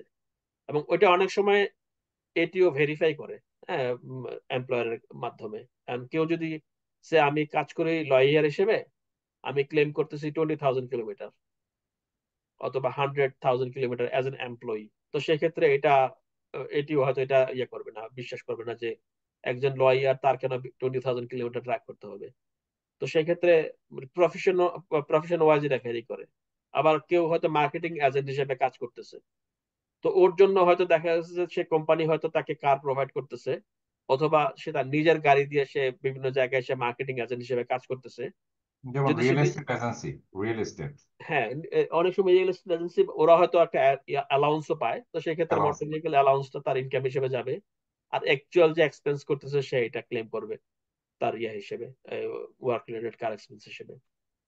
আচ্ছা আমিরুল, আমি একটু অ্যাড করব এখানে একটা একটা ব্যাপার আমি একটু বলে দিই যে 5,000 কিলোমিটার, আমিরুল যেটা সেন্স পার কিলোমিটার উনি মেনশন করছেন, যেটা সেটা হচ্ছে 5,000 kilometre means business kilometre. Say for হ্যাঁ, এক্সাম্পল একজন 5,000 কিলোমিটার ড্রাইভ করছে মিনস ওইটাই যে ক্লেম করতে পারবে তা না, হয়তো দেখা গেল 5,000 এর ভিতরে সারা বছরে 5,000 বা 6,000 ই করছে, কিন্তু দেখা গেল যে তার ভিতরে হয়তো 30 বা 40% হচ্ছে প্রাইভেট নেচার। হুম, হুম, সো ওইটা ওইটা আসবে না, মানে 5,000 হচ্ছে ম্যাক্সিমাম যদি সেন্স পার কিলোমিটার করে, এবং এটা হচ্ছে বিজনেস কিলোমিটার। হুম। তো এই ক্ষেত্রে আমি অনেকে যে কোশ্চেনটা করেছে, আমার এরকম কিছু ক্লায়েন্ট আছে যে আমি কোলসে কাজ করি, আমি এই একটা জব থেকে আরেকটা জবে যাইতে হয়, আমি সে একজন গভর্নমেন্ট জব করতেছে, সে আমি সার্ভিসেস অস্ট্রেলিয়াতে কাজ করতেছি প্লাস আমি কোলসেও কাজ করি। তো সেই ক্ষেত্রে তার কাজ, সে সার্ভিসেস অস্ট্রেলিয়া কাজ ছিল 5টায়। হ্যাঁ, সে একটা স্টপ থেকে তারপরে সে ওই সার্ভিস অস্ট্রেলিয়া কাজ শেষ করে সে কোলসে একটা মানে হয়তো পার্ট টাইম কাজ করে। তো সার্ভিসেস অস্ট্রেলিয়া থেকে যে কোলসে যাচ্ছে এই টাইমটা সে, এই কিলোমিটারটা সে ক্লেম করতে পারবে, এটাই আসলে বিজনেস কিলোমিটার। এবং এক্স্যাক্টলি, ওইটার রেকর্ডটা তাকে রাখতে হবে যে সে যদি সপ্তাহে 2 দিন কাজ করে, সে 2 দিনে সে তার 50 কিলোমিটার ড্রাইভ হচ্ছে এখানে। সে যে বলে আমার 48 উইকস এভাবে ছিল, সো 48 উইকস টাইম 25 কিলোমিটার, তখন ওইটা সে বিজনেস কিলোমিটার হিসেবে ক্লেম করতে পারবে। আর লগবুক মেথডের মিনিমাম রিকোয়ারমেন্ট হচ্ছে অ্যাটলিস্ট 12 উইকস রেকর্ড হ্যাঁ, এবং কিপিং। এটা একটা লগবুক 5 ইয়ার্স ভ্যালিড, এবং 5 years valid in a sense যে 5 ইয়ার্স তার নেচার অফ অ্যাক্টিভিটিস সেম ছিল। হ্যাঁ, যদি তার অ্যাক্টিভিটিস চেঞ্জ হয়ে যায়, আমি এখন সার্ভিস অস্ট্রেলিয়াতে কাজ করি প্লাস কোলসে কাজ করি, এটা যদি সিমিলার থাকে 5 ইয়ার্স, আমি একটা logbook up to 5 years use করতে পারবো। সেকেন্ড ওয়ান হচ্ছে ট্রাভেল এক্সপেন্সেস। আসলে এটা কন্টিনিউ করেন ট্রাভেল এক্সপেন্সটা। আচ্ছা, এখানে হচ্ছে সে ফর এক্সাম্পল ট্রাভেল এক্সপেন্স, সে একজন ডাক্তার, সে আমি একজন ডাক্তার দিয়ে উদাহরণ দিই যে একজন ডাক্তার, আর সে উনি স্যালারি ফর্মে কাজ করেন, সে একটা হসপিটালে কাজ করেন, উনি একটা কনফারেন্সে জয়েন করলেন সে পার্থে, এবং ওইখানে ওনার অ্যাকোমোডেশন আছে, এবং ডেফিনেটলি উনি হচ্ছে যে ওনার উনি নিউ সাউথ ওয়েলসে কাজ করেন, উনি পার্থে গেছেন একটা একটা বিজনেস কনফারেন্সে ওনার প্রফেশন রিলেটেড। তো সেই ক্ষেত্রে উনি হচ্ছে যে ওনার অ্যাকোমোডেশন এবং ওভারনাইট যে উনি আসেন, ওইখানকার মিল থেকে ধরে ফেয়ার্স এবং অন্যান্য ইনসিডেন্টাল যে এক্সপেন্স গুলো সবকিছু উনি উনি ক্লেম করতে পারবেন। আর যদি এটা রিইম্বার্স হয়ে যায়, সে মনে করেন এমপ্লয়ার যদি রিইম্বার্স করে দেয়, তাহলে এটা আর ক্লেম করতে পারবে না। তো সেই ক্ষেত্রে এই ট্রাভেল অ্যালাউন্স গুলা যদি ওয়ার্ক রিলেটেড হয়, এটা ক্লেম করা যাবে। তার মানে জাস্ট কেউ যদি ট্রাভেল অ্যালাউন্স পায় পায়, এটা অটোমেটিক্যালি এটা ডিরেকশনের জন্য এটা এলিজিবল না। তো সেক্ষেত্রে তাকে প্রুফ অফ পেমেন্ট দেখাইতে হবে যে হ্যাঁ, এটা আমি আমি ওই সেমিনারে গিয়েছিলাম, যে আমি ছিলাম ওখানে, এবং আমার জেনুইন এক্সপেন্স এত টাকা হয়েছে। তো তখন সেই ক্ষেত্রে সেই ট্রাভেল অ্যালাউন্সটা এক্সপেন্সটা সে ক্লেম করতে পারবে। ওকে, তারপরে আসি হচ্ছে work related clothing, laundry and dry cleaning. এবং আমি যদি এখানে মেইনলি হচ্ছে অকুপেশন স্পেসিফিক কিনা। যদি অকুপেশন স্পেসিফিক হয় তো সেক্ষেত্রে ওদের জন্য যদি শুনে কোনো ইউনিফর্ম কিনে বা কোনো ওয়ার্ক ট্রাউজার কিনে, সেক্ষেত্রে এটা অ্যালাউয়েবল ডিডাকশন। কেউ যদি লোগো থাকে কোনো ইয়াতে, সে কেউ উলওয়ার্সে কাজ করতেছে, এএনজেড ব্যাংকে কাজ করতেছে, অনেক সময় এএনজেড ব্যাংকে ওরা যেটা করে ওদের ইউনিফর্ম প্রোভাইড করে এবং এএনজেড ব্যাংকের লোগো আছে। তো সেক্ষেত্রে ওরা যদি ওই ইউনিফর্মটা কিনে, কস্ট অফ দা পারচেজ সে এটা ক্লেম করতে পারবে, এবং এটার ক্লিনিং কস্টটা এবং ড্রাই ক্লিনিং ওইটাও সে ক্লেম করতে পারবে। আর আর যারা নর্মাল বিজনেস সেটা, আর কেউ যদি ডাক্তার সে কাজ করতেছে, মানে তার যে অ্যাজ ইউজুয়াল এগুলা সে ইয়ে করতে পারবে, ক্লেম করতে পারবে না। বাট তার যে ইয়াগুলো আছে, যে যদি কোনো প্রোটেক্টিভ জিনিস কিনে থাকে, যেমন সানস্ক্রিন, লোশন, তারপরে সে যদি বাইরে যায় কোনো হয়তো তার সেফটি বুট, এটা হয়তো সেফটি বুট আসলে ডাক্তারের ক্ষেত্রে হয়তো লাগবে না, বা ইঞ্জিনিয়ার বা অন্যান্য যারা ট্রেডস পার্সন হিসেবে কাজ করে ওদের হয়তো লাগবে। তো ওদের মানে সেক্ষেত্রে ওয়ার্ক স্পেসিফিক আর কি, ওয়ার্ক স্পেসিফিক রিকোয়ারমেন্ট আর কি। হ্যাঁ, তো সেক্ষেত্রে আমি দেখতে হবে যে এটা আসলে আমার এই অকুপেশন স্পেসিফিক ইউনিফর্ম কিনা। সে আমি একজন অ্যাকাউন্টেন্ট হিসেবে কাজ করি, তো আমার সেক্ষেত্রে আমার আসলে এই আমি ওই লন্ড্রিটাও ক্লেম করতে পারবো না, কারণ কি এটা আমার আসলে অকুপেশন স্পেসিফিক ক্লোদিং না। এবং আমার যে বিজনেস অ্যাটায়ার এটা হচ্ছে আসলে আমার জেনারেল পার্সোনাল বিজনেস অ্যাটায়ার। তো সেক্ষেত্রে যেহেতু পার্সোনাল অ্যাটায়ার গুলা ক্লেমেবল না, সেক্ষেত্রে আমার এটা লন্ড্রি এবং ড্রাই ক্লিনিং আমি ক্লেম করতে পারবো না অ্যাজ এন এক্সপেন্স। আর কেউ যদি সে ট্রেডস পার্সন হিসেবে কাজ করে, সে যদি এগুলো ভাড়া নেয় বা রিপেয়ার করে, এগুলোও ক্লেম করা যাবে। আচ্ছা, তারপরে আসি সেলফ এডুকেশন। আসলে ভাই সেলফ এডুকেশন একটু। Say work related self education expense, যদি আমি চিন্তা করি যে একজন আইটি প্রফেশনাল, ফর এক্সাম্পল একজন আইটি প্রফেশনাল বা একটা ট্রেড পারসন, তার স্কিলসটা সে যদি আইটির ক্ষেত্রে আমি করি যে উনি একটা স্পেসিফিক একটা নলেজ এর জন্য উনি একটা কোর্সে, যেটা টাকাটা উনি নিজে সেলফ পে করতেছেন, এই এইটার পরে দেখা গেলো যে উনি হয়তো এক্সপেক্ট করতেছেন যে ওনার ইনকামটা বাড়বে, করবে এই রিলেটেড খরচ গুলা, এটাকে আমরা বলি যে সেলফ এডুকেশন এক্সপেন্স। যে জিনিসটা হচ্ছে যে এটা হচ্ছে যে ডিডাক্টেবল এক্সপেন্স, যেটা হচ্ছে উনি স্পেন্ড করতেছেন, যে টাকাটা নিজের থেকে, যেটা ওনার এমপ্লয়ার বা অন্য কেউ এটা পে করতেছে না। এবং এই কোর্সটা বা এটা শেষ হলে দেখা গেলো যে ওনার রিলেটেড, এবং এটা হচ্ছে job specific related self education হইতে হবে। মানে এরকম না যে আমি আইটি পার্সন, আমি এজ এ আইটি পার্সন কাজ করতেছি, আমি হয়তো ট্রেড কোর্স, কোনো একটা বিল্ডারের কোনো একটা ট্রেড কোর্স করতেছি, ওটা তো রিলেটেড না। মানে এটা প্রথম কথা হচ্ছে রিলেটেড হইতে হবে, দ্বিতীয় কথা হচ্ছে এই টাকাটা হচ্ছে রিইম্বার্স করতেছেন আমার এমপ্লয়ার। তো দুইটা রিকোয়ারমেন্ট এটা ফুলফিল করতে হবে, এবং এটা হচ্ছে যে এই কোর্সটা শেষ করলে আমার ইনকামটা বাড়বে বলে আমি মনে করি আর কি।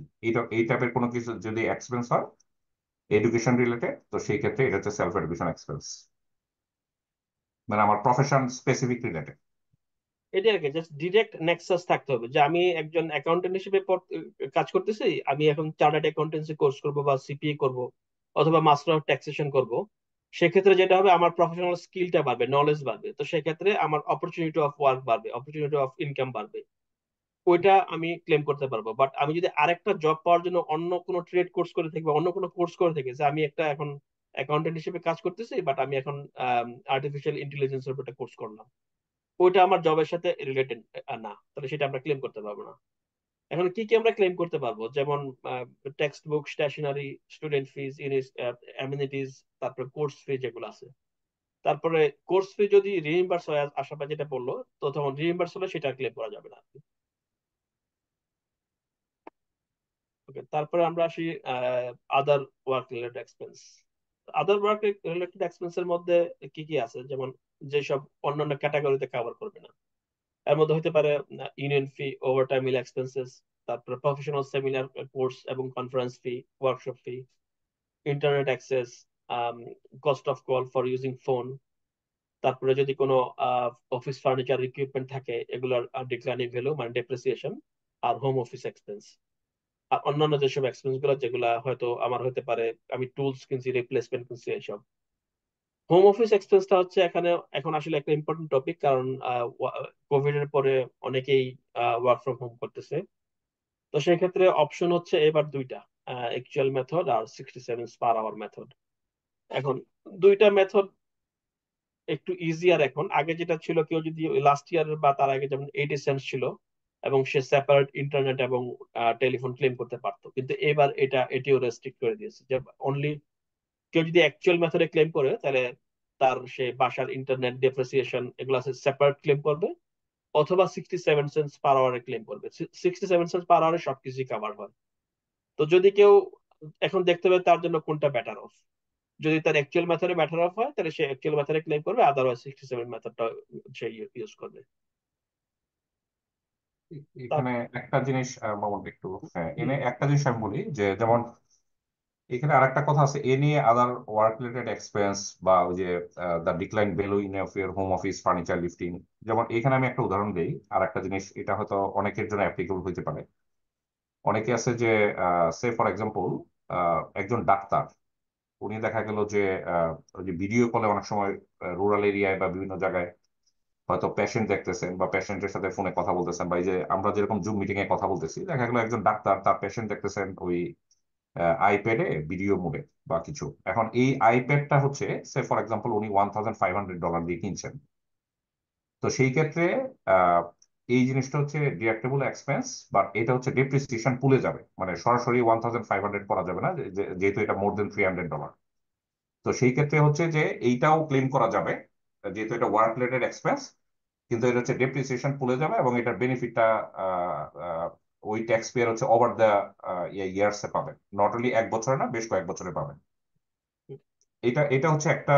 আর আমিরুল যেটা কভার করছে ওই যে হোম অফিস এক্সপেন্স, যেটা এখানে খুব ইম্পর্টেন্ট একটা জিনিস হচ্ছে যে 67 পার আওয়ার মেথড মিনস, আমরা যদি এইটাতে যাই তাহলে সেই ক্ষেত্রে যে মোবাইল ফোন এক্সপেন্স বা ইন্টারনেট এক্সপেন্স যেটা, সেটা আলাদাভাবে ক্লেম করা যাবে না। হুম। এটা এটা হচ্ছে কথা, যে এইটা করলে ওইটা করা যাবে না, ওইটা করলে এটা করা যাবে না, এরকম একটা কিছু আর কি। মানে যে দুইটার কম্বিনেশন কিছু নাই। তো সেই ক্ষেত্রে রিকমেন্ডেড হচ্ছে কেউ হয়তো অ্যাকচুয়াল মেথডে based on invoice, based on circumstances দেখতে পারেন যে ওনার এক্সপেন্সটা কত আসে, তারপর হচ্ছে 67 আওয়ার্স পার আওয়ার, যে হ্যাঁ ঠিক আছে ফাইন, আমি উইকলি সে ফর এক্সাম্পল আমি 4 দিন বাসা থেকে কাজ করি, আমি 7 ঘন্টা বা 8 ঘন্টা আমি কাজ করি, উইকলি আমি এত আওয়ার করি, বছরে আমার সে 48 উইক যদি আমরা ধরি ইন এ ইয়ার, 4 4 সপ্তাহ হয়তো লিভ। তো এই হিসাবে আমার কত টাকা আসে আর অ্যাকচুয়াল মেথডে কোনটা আসে, যেটা বেটার অফ হয় সেটা হচ্ছে রিকমেন্ডেড আর কি। এখন সেম আরেকটা জিনিস মেথডটা অনেকে হচ্ছে। হুম, হ্যাঁ। এখন আরেকটা জিনিস অনেকে কোশ্চেন করে যে আমি বাসায় কাজ করতেছি, আমি হয়তো 4 দিনে কাজ করি বা 5 দিনে কাজ করি, তো সেক্ষেত্রে আমি কি বাসার যে রেন্ট দিচ্ছি অথবা আমি বাসার যে মর্টগেজ পেমেন্ট করতেছি এগুলোর ইন্টারেস্ট আমি ক্লেম করতে পারবো কিনা? হুম। তো এটাকে আমরা বলি অকুপেন্সি এক্সপেন্স। অকুপেন্সি এক্সপেন্সটা তখনই আসলে ক্লেম করা যায় যদি আমার আসলে ইউজুয়াল প্লেসটাই হয়, মানে ওয়ার্ক অফ হয় হয় হোমে। আমি যদি বাসা থাকি, বাসায় হচ্ছে আমার মেইন প্লেস অফ ওয়ার্ক। যদি আমার বিজনেস থাকে তো সেই ক্ষেত্রে হয়তো আমি অকুপেন্সি এক্সপেন্স ক্লেম করতে পারবো। বাট যদি এটা টেম্পোরারি অ্যারেঞ্জমেন্ট হয়, যে আমার অফিস আছে বাট আমাকে জাস্ট অ্যালাউ করতেছে বাসায় কাজ করতে, তো সেই ক্ষেত্রে আসলে আমি অকুপেন্সি এক্সপেন্স গুলো ক্লেম করতে পারবো না। কারণ যদি বিজনেস থাকে বাসা বেসড, তো সেই ক্ষেত্রে সে যদি অকুপেন্সি এক্সপেন্স ক্লেম করে, ইন ফিউচার সে যদি তার প্রপার্টিটা সেল করে, যদি তার ওনার অকুপাইড হয়ে থাকে, তো সেই ক্ষেত্রে ওই পোর্শনটার জন্য তাকে আবার ক্যাপিটাল গেইনস ট্যাক্স দিতে হবে। তো এটা মেক শিওর করতে হবে যে আসলে সে অকুপেন্সি এক্সপেন্সটা ক্লেম করতেছে কিনা, এবং ইন ফিউচারে যদি সে প্রপার্টি সেল করে এবং সে এটার জন্য সিজিটি দিচ্ছে কিনা। আচ্ছা, আমরা এখন তারপরটাতে যাই, আদার ডিডাকশনস। আদার ডিডাকশনস এর মধ্যে আসলে প্রথম হচ্ছে ইন্টারেস্ট এবং ডিভিডেন্ড ডিডাকশনস। ইন্টারেস্ট ডিডাকশন হচ্ছে যে কেউ যদি সে তার কোনো অ্যাকাউন্ট থেকে ইন্টারেস্ট ইনকাম আর্ন করে থাকে এবং সে এটা একটু রিজনেবল অ্যামাউন্ট, সে $5,000, $6,000 ইন ইয়ার, বা $6,000, $7,000 ইন এ ইয়ার, এবং সেক্ষেত্রে তার যদি ওই রিলেটেড কোনো এক্সপেন্স থাকে, মেইন থাকতে পারে এখানে ব্যাংক ফিজ, যদি এটার জন্য তার ব্যাংক ফিজ বা অ্যাডভাইজারি ফি থাকে, এইটা সে ইন্টারেস্ট ডিডাকশন হিসেবে ক্লেম করবে। সেম ডিভিডেন্ডের ক্ষেত্রেও যদি তার কোনো ইয়া থাকে, সে এখানে ইনভেস্টমেন্ট করছে তো, এবং ইনভেস্টমেন্টের জন্য সে যদি সে লোন নিয়ে থাকে, এই লোনের ইন্টারেস্টটা সে ডিভিডেন্ড ডিডাকশন আন্ডারে ক্লেম করবে। এবং এখানে হইতে পারে তার হোম অফিস, যদি তার সে একটা কমসেক বা নেট ট্রেডিং এর মাধ্যমে সে ট্রেড করতেছে এবং তার বাসার ইন্টারনেট এবং ইলেকট্রিসিটি ইউজ করতেছে, তো সেক্ষেত্রে এটার জন্য সে হোম অফিস, সে একটা লগবুক রাখতে হবে যে পার উইক সে আসলে কত ঘন্টা কাজ করতেছে বাসায় ইয়ার পারপাস, ডিভিডেন্ড এবং ইনভেস্টমেন্ট পারপাস। তারপরে হচ্ছে অন্যান্য যেসব গিফট এবং ডোনেশন। গিফট এবং ডোনেশনটা স্ট্রেট ফরওয়ার্ড, তো সেক্ষেত্রে জাস্ট মেক শিওর করতে হবে যে ডোনেশন বা গিফট যেটা দেওয়া হচ্ছে এটা যারা রিসিভ করতেছে এটা, ওরা কি ডিডাক্টিবল গিফট রেসিপিয়েন্ট কিনা। নর্মালি ওরা একটা ইনভয়েস দিবে, ইনভয়েস এবিএনটা থাকবে, এবং বলাও থাকে যে এটা ওভার $2 হলে এটা ট্যাক্স ডিডাক্টিবল। তো জাস্ট মেক শিওর করতে হবে যে আমি ডোনেশনটা যেটা দিচ্ছি সেটা উম, যারা নিচ্ছে ওরা ট্যাক্স ডিডাক্টিবল গিফট রেসিপিয়েন্ট কিনা। যদি গিফট রেসিপিয়েন্ট না হয় সেক্ষেত্রে এটা এটা ক্লেম করা যাবে না। আমাদের ক্ষেত্রে যেটা হয়, আমরা অনেকেই আমাদের লোকাল মসজিদ গুলো দিয়ে থাকি। ম্যাক্সিমাম মসজিদ গুলো আমাদের ইয়া না, ডিজিআর না, ডিডাক্টেবল গিফট রেসিপিয়েন্ট না। তো সেক্ষেত্রে আমরা ওই ডোনেশনটা আমরা আসলে ক্লেম করতে পারবো না এজ এন এক্সপেন্স। তারপর হচ্ছে cost of managing tax affairs, এটা হচ্ছে ট্যাক্সেস এন্ড ফি, এবং যদি কেউ ট্রাভেল করে from home to tax agents office and back to home, ওইটা সে কিলোমিটার ট্যাক্সেসটা ক্লেম করতে পারবে। প্লাস যদি সে অন্যান্য ফেয়ার ইয়ের কাছে উবারে গেল, ওইটাও সে ক্লেম করতে পারবে। আর একটা হচ্ছে যে ইনকাম প্রোটেকশন ইন্স্যুরেন্স, কারণ যদি পার্সোনালি ইনকাম প্রোটেকশন ইন্স্যুরেন্স থাকে, সেই প্রিমিয়ামটাও সে ট্যাক্স ডিডাকশন হিসেবে ক্লেম করতে পারবে। আসলে এখানে কিছু অ্যাড করবেন আদার ডিরেকশনে? ডিরেকশনে ওই যে গিফটের ক্ষেত্রে আর কি ওইটাই করা উচিত আর কি, যে নর্মালি যদি ডিজিআর রেজিস্টার্ড না হয়, সে আমরা সে ফর এক্সাম্পল $500 ডোনেট করা হলো, ডোনেট করলেই যে এটা ডিডাকশন নেওয়া যাবে, ট্যাক্স ডিডাকশন নেওয়া যাবে এরকম না, ওইটা হচ্ছে ডিজিআর রেজিস্টার্ড হইতে হবে। এটা দিস ইজ ম্যান্ডেটরি আর কি, আমি এই জিনিসটাই ব্যাংকে করা। আমার পেমেন্ট আছে, বাট এটা আমি থাকলে যে আমি ক্লেম করতে পারবো তা না, যে আমি ডোনেশনটা কাকে দিচ্ছি সেটা দেখতে হবে, ওরা ডিডাক্টেবল গিফট রেসিপিয়েন্ট কিনা আন্ডার এটিও ল। ওকে, তারপরে হচ্ছে যে এখানে অনেকেই যেটা কোশ্চেন করে থাকে মেডিকেল লেভি সারচার্জ নিয়ে আর কি।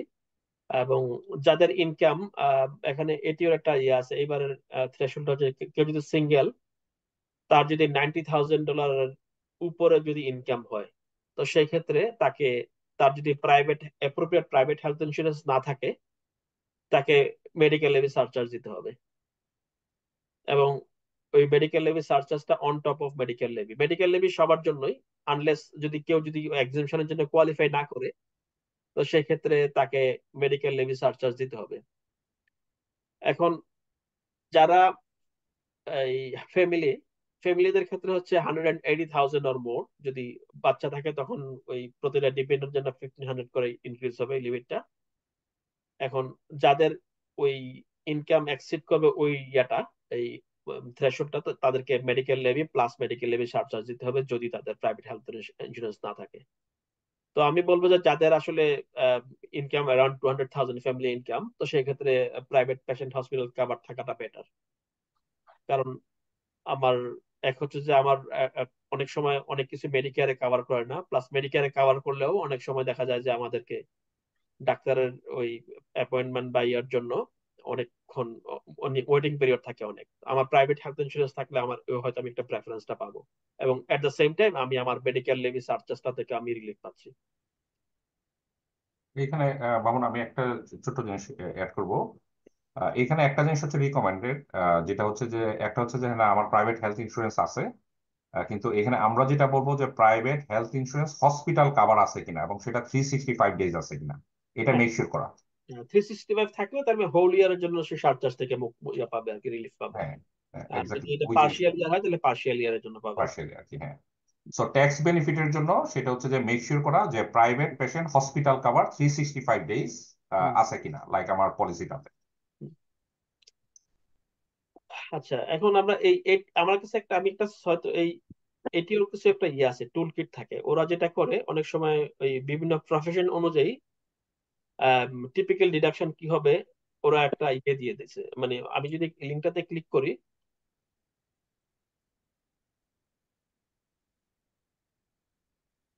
এই লিঙ্কটা কাজ করতেছে না কেন?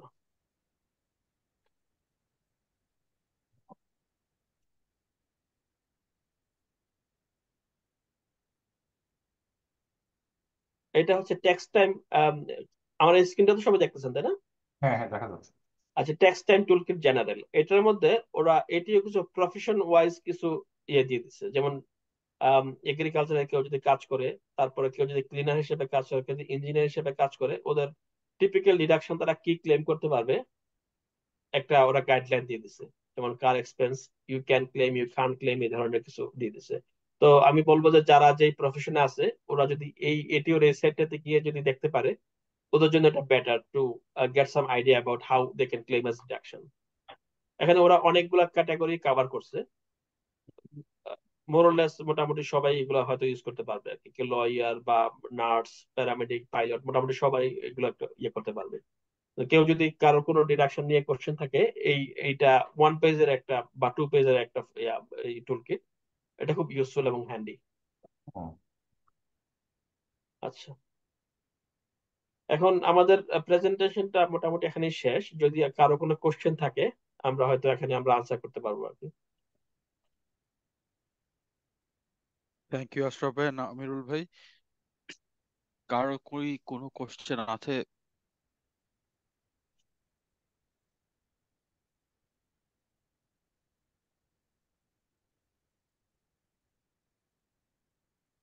আমি অবশ্য চ্যাট বক্সে কোনো কোশ্চেন দেখতেছি না। চ্যাট আহ বক্সে কোনো কিছু নাই, হ্যাঁ। হুম আসলে একটা কোশ্চেন ছিল আমার। কোশ্চেনটা হলো, আহ, আপনারা যে বললেন যে ট্যাক্স ডিডাকশনের যেই রিসিপ্ট রাখার ব্যাপারে, তো হুম। কত টাকা পর্যন্ত থ্রেশহোল্ড? $300, তাই তো? এটিও রিকমেন্ডেশন হচ্ছে যে আসলে $300 নিচে হইলে যেটা হয়, ওরা অনেক সময় রিসিপ্ট হয়তো চায় না, বাট অনেক সময় চাইতেও পারে। যে কারোর ইনকাম হচ্ছে সে $15,000, এবং নর্মালি তার তো $50,000 ট্যাক্স করে, সে কারোর ইনকাম সে $25,000, এবং হুম। $300 সে ক্লেম করলে আন্ডার গিফটস এন্ড ডোনেশন। হ্যাঁ, তো সেই ক্ষেত্রে হয়তো এটিও হয়তো চাইতেও পারে যে তোমার গিফটস এন্ড ডোনেশন যেটা, সেটার রিসিপ্টটা দাও। তো এটা নর্মালি যেটা হয়, $300 নিচে যদি কারোর টোটাল ক্লেম থাকে, অনেক সময় হুম। এটি ওটা চায় না। বাট অ্যাটলিস্ট একটা মিনিমাম রিকোয়ারমেন্ট হচ্ছে যে একটা প্রুফ অফ এভিডেন্স থাকা, যে সে ফর এক্সাম্পল আমি $200 দিয়ে আমি একটা আমার ওয়ার্ক রিলেটেড একটা স্পেন্ড করছি, আমি যেটা আমার ওয়ার্ক রিলেটেড, বাট এই মুহূর্তে হয়তো আমার কাছে রিসিপ্টটা নাই, বাট আমি ব্যাংকে পে করছি বা আমার ক্রেডিট কার্ডে পে করছি। লাইক মিনিমাম একটা পেমেন্ট থাকা আর কি। বাট যদি এটিওর কথাই বলি, তারা মিনিমাম দুইটা মানে করে আর কি, যে প্রুফ অফ এভিডেন্স এটা, আর হচ্ছে ট্যাক্স ইনভয়েস। তো সাধারণত $300 নিচে, যে মানে হ্যাঁ, এটা হচ্ছে যে এটিও ডিসিশনের উপরে যে কি করবে আর কি। হুম।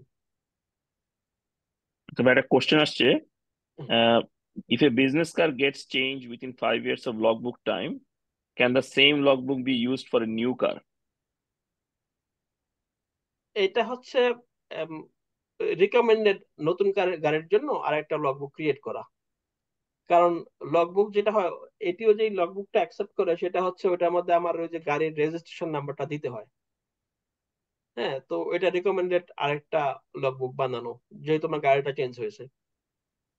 আর করে গাড়ি যদি চেঞ্জ না হয়, একটা লগবুক আমি 5 বছর ইউজ করতে পারবো, যদি আমার নেচার অফ অ্যাক্টিভিটিস সেম থাকে। আচ্ছা, আমি একটু অ্যাড করতে চাই সাজিদ ভাইয়ের এই কথাটায়, যে যদি নতুন গাড়ির ক্ষেত্রে হয় সেক্ষেত্রে বেসিক্যালি আমি যদি ট্যাক্স পেয়ার হই, আমার নিজেরই মোটিভেশন বা নিজেরই ইন্টেনশনের কারণে আমি আমি আসলে লগবুকটা মেনটেন করবো। কেন করব? আমি যদি লগবুক ভার্সাস সেন্স পার কিলোমিটারে যাই, নতুন গাড়ির ক্ষেত্রে তার ডেপ্রিসিয়েশনটাও আসবে ভালো, মানে ডিডাকশনটা নর্মালি আরো বাড়বে। হ্যাঁ, তো প্রথম সেই দিকে। ক্ষেত্রে আমি আসলে লগবুক মেথডেই যাব, প্রেফার করবো আর কি, নতুন ভাবেই করা। মানে তাহলে হলো যে যদি গাড়িটা চেঞ্জ করি, তাহলে আসলে লগবুকটা চেঞ্জ করতে হবে, কারণ গাড়ির লগবুকটা link with the registration number. Registration number, হ্যাঁ। আমরা রেজিস্ট্রেশন যদি নাম্বার। ওই যে এটিওর যে ইয়াটা আছে, যে আমরা অফিস ওয়ার্কে গেলেও হয়তো আমরা ওই লগবুকটা কিনতে পারবো, রেজিস্ট্রেশন নাম্বারটা রাখতে হবে ইয়াতে। হ্যাঁ, তো যেহেতু গাড়ির রেজিস্ট্রেশন চেঞ্জ হয়েছে, সেক্ষেত্রে আমাকে লগবুকটা সেপারেট লগবুক নেওয়াটা বেটার। আচ্ছা, আমার একটু বলেন তো, এই যে অনেকেই ক্লেম করে ফ্রিঞ্জ বেনিফিট ট্যাক্স এই গাড়ির ক্ষেত্রে, হোয়াট ইজ এফটিবি? এই ফ্রিঞ্জ মানে এফবিটি টা কি? ফ্রিঞ্জ বেনিফিট ট্যাক্সটা কি আসলে? এফপিডিটা হচ্ছে যে কেউ যদি এখন এই গাড়িটা যদি, সে একটা কোম্পানির একটা গাড়ি, হ্যাঁ, তো কোম্পানির গাড়িটা ওনারটা তো হচ্ছে কোম্পানি, এবং হুম। যদি ডিরেক্টর বা কোনো এমপ্লয়িরা যদি গাড়িটা পার্সোনালি ইউজ করে, তো সেক্ষেত্রে এফবিডির ইস্যুটা আসে। সে একটা গাড়ি যখন, নর্মালি আমি যদি দুইটা সিনারির কথা চিন্তা করি, একটা সিনারি হচ্ছে যে আমি XYZ কোম্পানির ডিরেক্টর। হ্যাঁ, তো আমার আন্ডারে আমার এই কোম্পানিতে একটা গাড়ি আছে, এই গাড়িটা হচ্ছে আমার বিজনেসের নামে, আর আমি হচ্ছে কোম্পানির ডিরেক্টর। তার মানে গাড়িটা ওন করতেছে হচ্ছে কোম্পানি। এখন গাড়িটা হচ্ছে পার্ক হচ্ছে আমার বাসায়। হ্যাঁ, তো আমি সে ধরলাম যে আমার এটা উইকেন্ডে আমি পার্সোনালি ইউজ করতেছি গাড়িটাকে। তো সেক্ষেত্রে আমি যখন পার্সোনালি ইউজ করতেছি গাড়িটাকে, তার মানে আমার এখানে প্রাইভেট ইউজ আছে গাড়িটাতে। হুম। যখন প্রাইভেট ইউজ আছে, তখন আমাকে ওই ইয়ার এন্ডে যেটা করতে হবে, আমাকে একটা এই ট্যাক্সেবল ভ্যালুটা বের করতে হবে, either using operating or statutory cost method. তো দেখতে হবে যে আমি আসলে সে যদি ধরলাম যে স্ট্যাটিউটরি অপারেটিং কস্ট মেথডে আমার ট্যাক্সেবল ভ্যালু সে আসলো $2,000।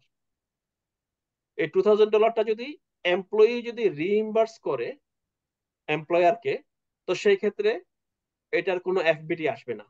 যদি রিইম্বার্স না করে, তার মানে এই ট্যাক্সেবল ভ্যালুর উপরে তখন এমপ্লয়ারকে একটা ট্যাক্স দিতে হবে, fridge benefit tax, which is 47.5 47%।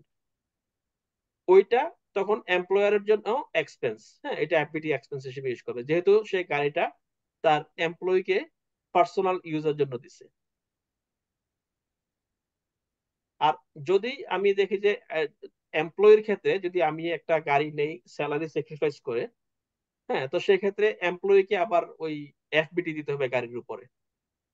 Normally এটা 47%। অনেক এমপ্লয়ার এখন এগুলো অ্যালাউ করে না, খুবই সিলেক্টিভ কিছু এমপ্লয় গভর্নমেন্টে অ্যালাউ করে। ওরা একটা ওই যে একটা থার্ড পার্টি প্রোভাইডারের মাধ্যমে ওই যে যেটা স্যালারি প্যাকেজিং বলি আর কি, ওদের মাধ্যমে ওইটা প্রোভাইড করে। তো সেক্ষেত্রে যেটা করে আমি একটা ট্যাক্স বেনিফিট পাই।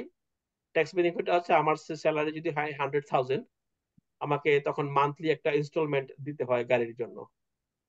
সে আমি যদি 1,000 করে ইনস্টলমেন্ট দেই, তার মানে 12,000 দিলাম আমি এই 12 মাসে। তার মানে আমার ট্যাক্সেবল ইনকাম হলো 88,000। আমি instead of paying tax on 100,000 I am paying tax on 88,000। এটা আমাকে ট্যাক্স বেনিফিট হইলো। বাট এই ট্যাক্স বেনিফিটের জন্য কোম্পানিকে আবার ওই এফবিটি দিতে হবে। যদি ওই ওরা তখন ক্যালকুলেট করবে, মানে এখন আমি ওই ডিটেলটা না গেলাম যে এই স্ট্যাটিউটরি কস্ট মেথড বা অপারেটিং কস্ট মেথডে যদি ওই কস্টের পোর্শনটা এমপ্লয়ারকে রিইম্বার্স না করা হয়, তো সেই ক্ষেত্রে তখন আবার ওই যে এমপ্লয়ারকে 47% এফবিটি দিতে হবে। আমার আচ্ছা অ্যাজ এন এমপ্লয়ি আমার বেনিফিটটা হলো যে আমি লোয়ার এই আমার ট্যাক্সেবল ইনকামটা আমি কি রিডিউস করতে পারলাম। এবং হয়তো যে গাড়িটা আমার মেইনলি প্রিডোমিনেন্টলি আমার বিজনেস পারপাস ইউজ হবে বা ওয়ার্ক পারপাস ইউজ হবে। জিনিসটা কি সাজিদ ভাই ক্লিয়ার হয়েছে নাকি হ্যাঁ হ্যাঁ ক্লিয়ার, এখন? আমি বুঝতে পারছি এখন। আমি হ্যাঁ, এখন মানে মেইন ইয়ে ধরতে পারছি আর কি জিনিসটা। হুম, হুম, হুম, আচ্ছা ভাই, আমার একটা কোশ্চেন ছিল। হ্যাঁ, সেটা হচ্ছে, আমরা তো যারা সুপার তো কোম্পানি থেকে পে করে, রাইট? হ্যাঁ, আমরা যদি চাই, হুম, আমি যদি চাই যে মান্থলি আমি আমার সুপারে আমি নিজে সেলফ কিছু কন্ট্রিবিউট হ্যাঁ, করব, হ্যাঁ, হ্যাঁ, স্যালারি স্যাক্রিফাইস না, মনে হুম, করেন আমি আমার অ্যাকাউন্ট থেকে ডিরেক্ট ডেবিট করে রাখলাম, মনে করেন $100 করে পার মান্থ। হ্যাঁ, হ্যাঁ। ওটা কি ট্যাক্সের সময় ওই ওই জিনিসটা কি অটোমেটিক চলে আসবে গ্রুপ সার্টিফিকেটে, নাকি ওটা না, আমাকে আবার বলতে হবে? না, এটা তো আপনি আপনার আফটার ট্যাক্স থেকে কন্ট্রিবিউট করতেছেন, তাই তো? জি জি জি হ্যাঁ, যেহেতু আপনি আফটার ট্যাক্স থেকে কন্ট্রিবিউট করতেছেন, সে আপনি যদি সে আম, একটা যদি আপনি ডিরেক্ট ডেবিট করে রাখেন সে $100 করে, জি 52 এক্সে 520 আপনি কন্ট্রিবিউট করলেন, হ্যাঁ, জি সে জি 5,200। জি তো সেক্ষেত্রে আপনাকে যেটা করতে হবে, ওই সুপার ফান্ড কি আপনাদের একটা ইয়ে আছে দেখবেন যে আপনি যে সুপারে থাকেন, hmm hmm notice of intention to claim tax deduction, hmm হ্যাঁ, হুম তো ওইটা আপনি ইয়ে করবেন যে আপনি বলবেন যে আমি এত টাকা আমি এডিশনাল কন্ট্রিবিউট করছি আফটার ট্যাক্স। তখন আপনাকে ওই সুপার ফান্ড থেকে একটা লেটার আপনাকে ইস্যু করবে যে আচ্ছা আপনি এত টাকা এডিশনাল কন্ট্রিবিউট করছেন। তখন আপনি এই লেটারটা আপনার অ্যাকাউন্টেন্টকে দিলে বা আপনি নিজে যে সেলফ লস করেন, জি ওইটা আপনি ডিডাকশন হিসেবে ক্লেম করতে পারবেন, যেহেতু আপনি এটা আফটার ট্যাক্স করতেছেন। আচ্ছা, বুঝতে পারছি। জি হুম, এটা আচ্ছা, হচ্ছে সাইমন ভাই, আমি জি একটু জি ইন এডিশন বলি যে জি এটা ভাই, যেটা আপনি বলতেছেন সেটা হচ্ছে পার্সোনাল সুপার কন্ট্রিবিউশন, জি জি জি জি যেটা হচ্ছে আপনার ইন এডিশন টু আপনার ওই যে স্যালারি যেটা জি আপনি করতেছেন, স্যালারিটা তো বাই ডিফল্ট আপনার এমপ্লয়ার পে করতেছে। জি তো এটা যেটা আপনি করবেন যে এটা হচ্ছে ইভেন নট ইউর চয়েস, যেটা ম্যান্ডেটরি, যে আপনার ওই যে নোটিশ অফ ইন্টেনশন যেটা। জি কারণ আপনি যখন আপনার সে ফর এক্সাম্পল, আমি জাস্ট এমনি হাইপোথেটিক্যালি ধরে নিলাম যে আপনার সুপার কোম্পানির নাম হচ্ছে অস্ট্রেলিয়ান সুপার। জি তো ওদেরকে এটা নোটিফাই করতে হয় যে ঠিক আছে, এটা হচ্ছে আমার পার্সোনাল কন্ট্রিবিউশন, যেটা আমার ইন্টেনশন হচ্ছে আমি আমার পার্সোনাল ট্যাক্স রিটার্ন এটা আমি ক্লেম করবো এজ এ ডিডাকশন। আচ্ছা তখন তারা হচ্ছে নোটিস অফ ইন্টেনশন নামে একটা একটা ফর্ম আপনাকে দিবে, এটা আপনি ফিল জি আপ করবেন, জি দিয়ে দিবেন। আপনার সুপার কোম্পানিও এটিওকে এটা নোটিফাই করে রাখবে যে এই টিএফএন ধারী বা এই ডেট অফ বার্থ বা এই ব্যক্তি সে এটা personal contribution for example in a year 5,000 করছে, বুঝছেন? জি জি তো যখন আপনার পার্সোনাল ট্যাক্স রিটার্ন লঞ্চ করা হবে তখন এটিও নোটিফাইড থাকবে যে আপনি আসলে এই বছর 5,000 আপনি আপনার স্যালারির বাইরে আপনি আরো পার্সোনাল কন্ট্রিবিউশন করছেন, যেটা আপনার ইন্টেনশন হচ্ছে জি আহ, আহ, মানে মেইন কি টাকাটা আপনার সুপার ফান্ডে গিয়ে বসে থাকলো, ইন এডিশন আপনি আবার এটা ডিডাকশনও ক্লেম করতে পারবেন। জি তো ওই জিনিসটা আপনাকে আপনার যে সুপার কোম্পানি ওকে একটা নোটিফাই করে রাখতে হবে আপনার, লাইক আপনি আচ্ছা, ওই লেটারটাই নিয়ে রাখেন যে নোটিশ অফ জি, ইন্টেনশন। বুঝতে পারছি। জি, থ্যাংক ইউ। জি।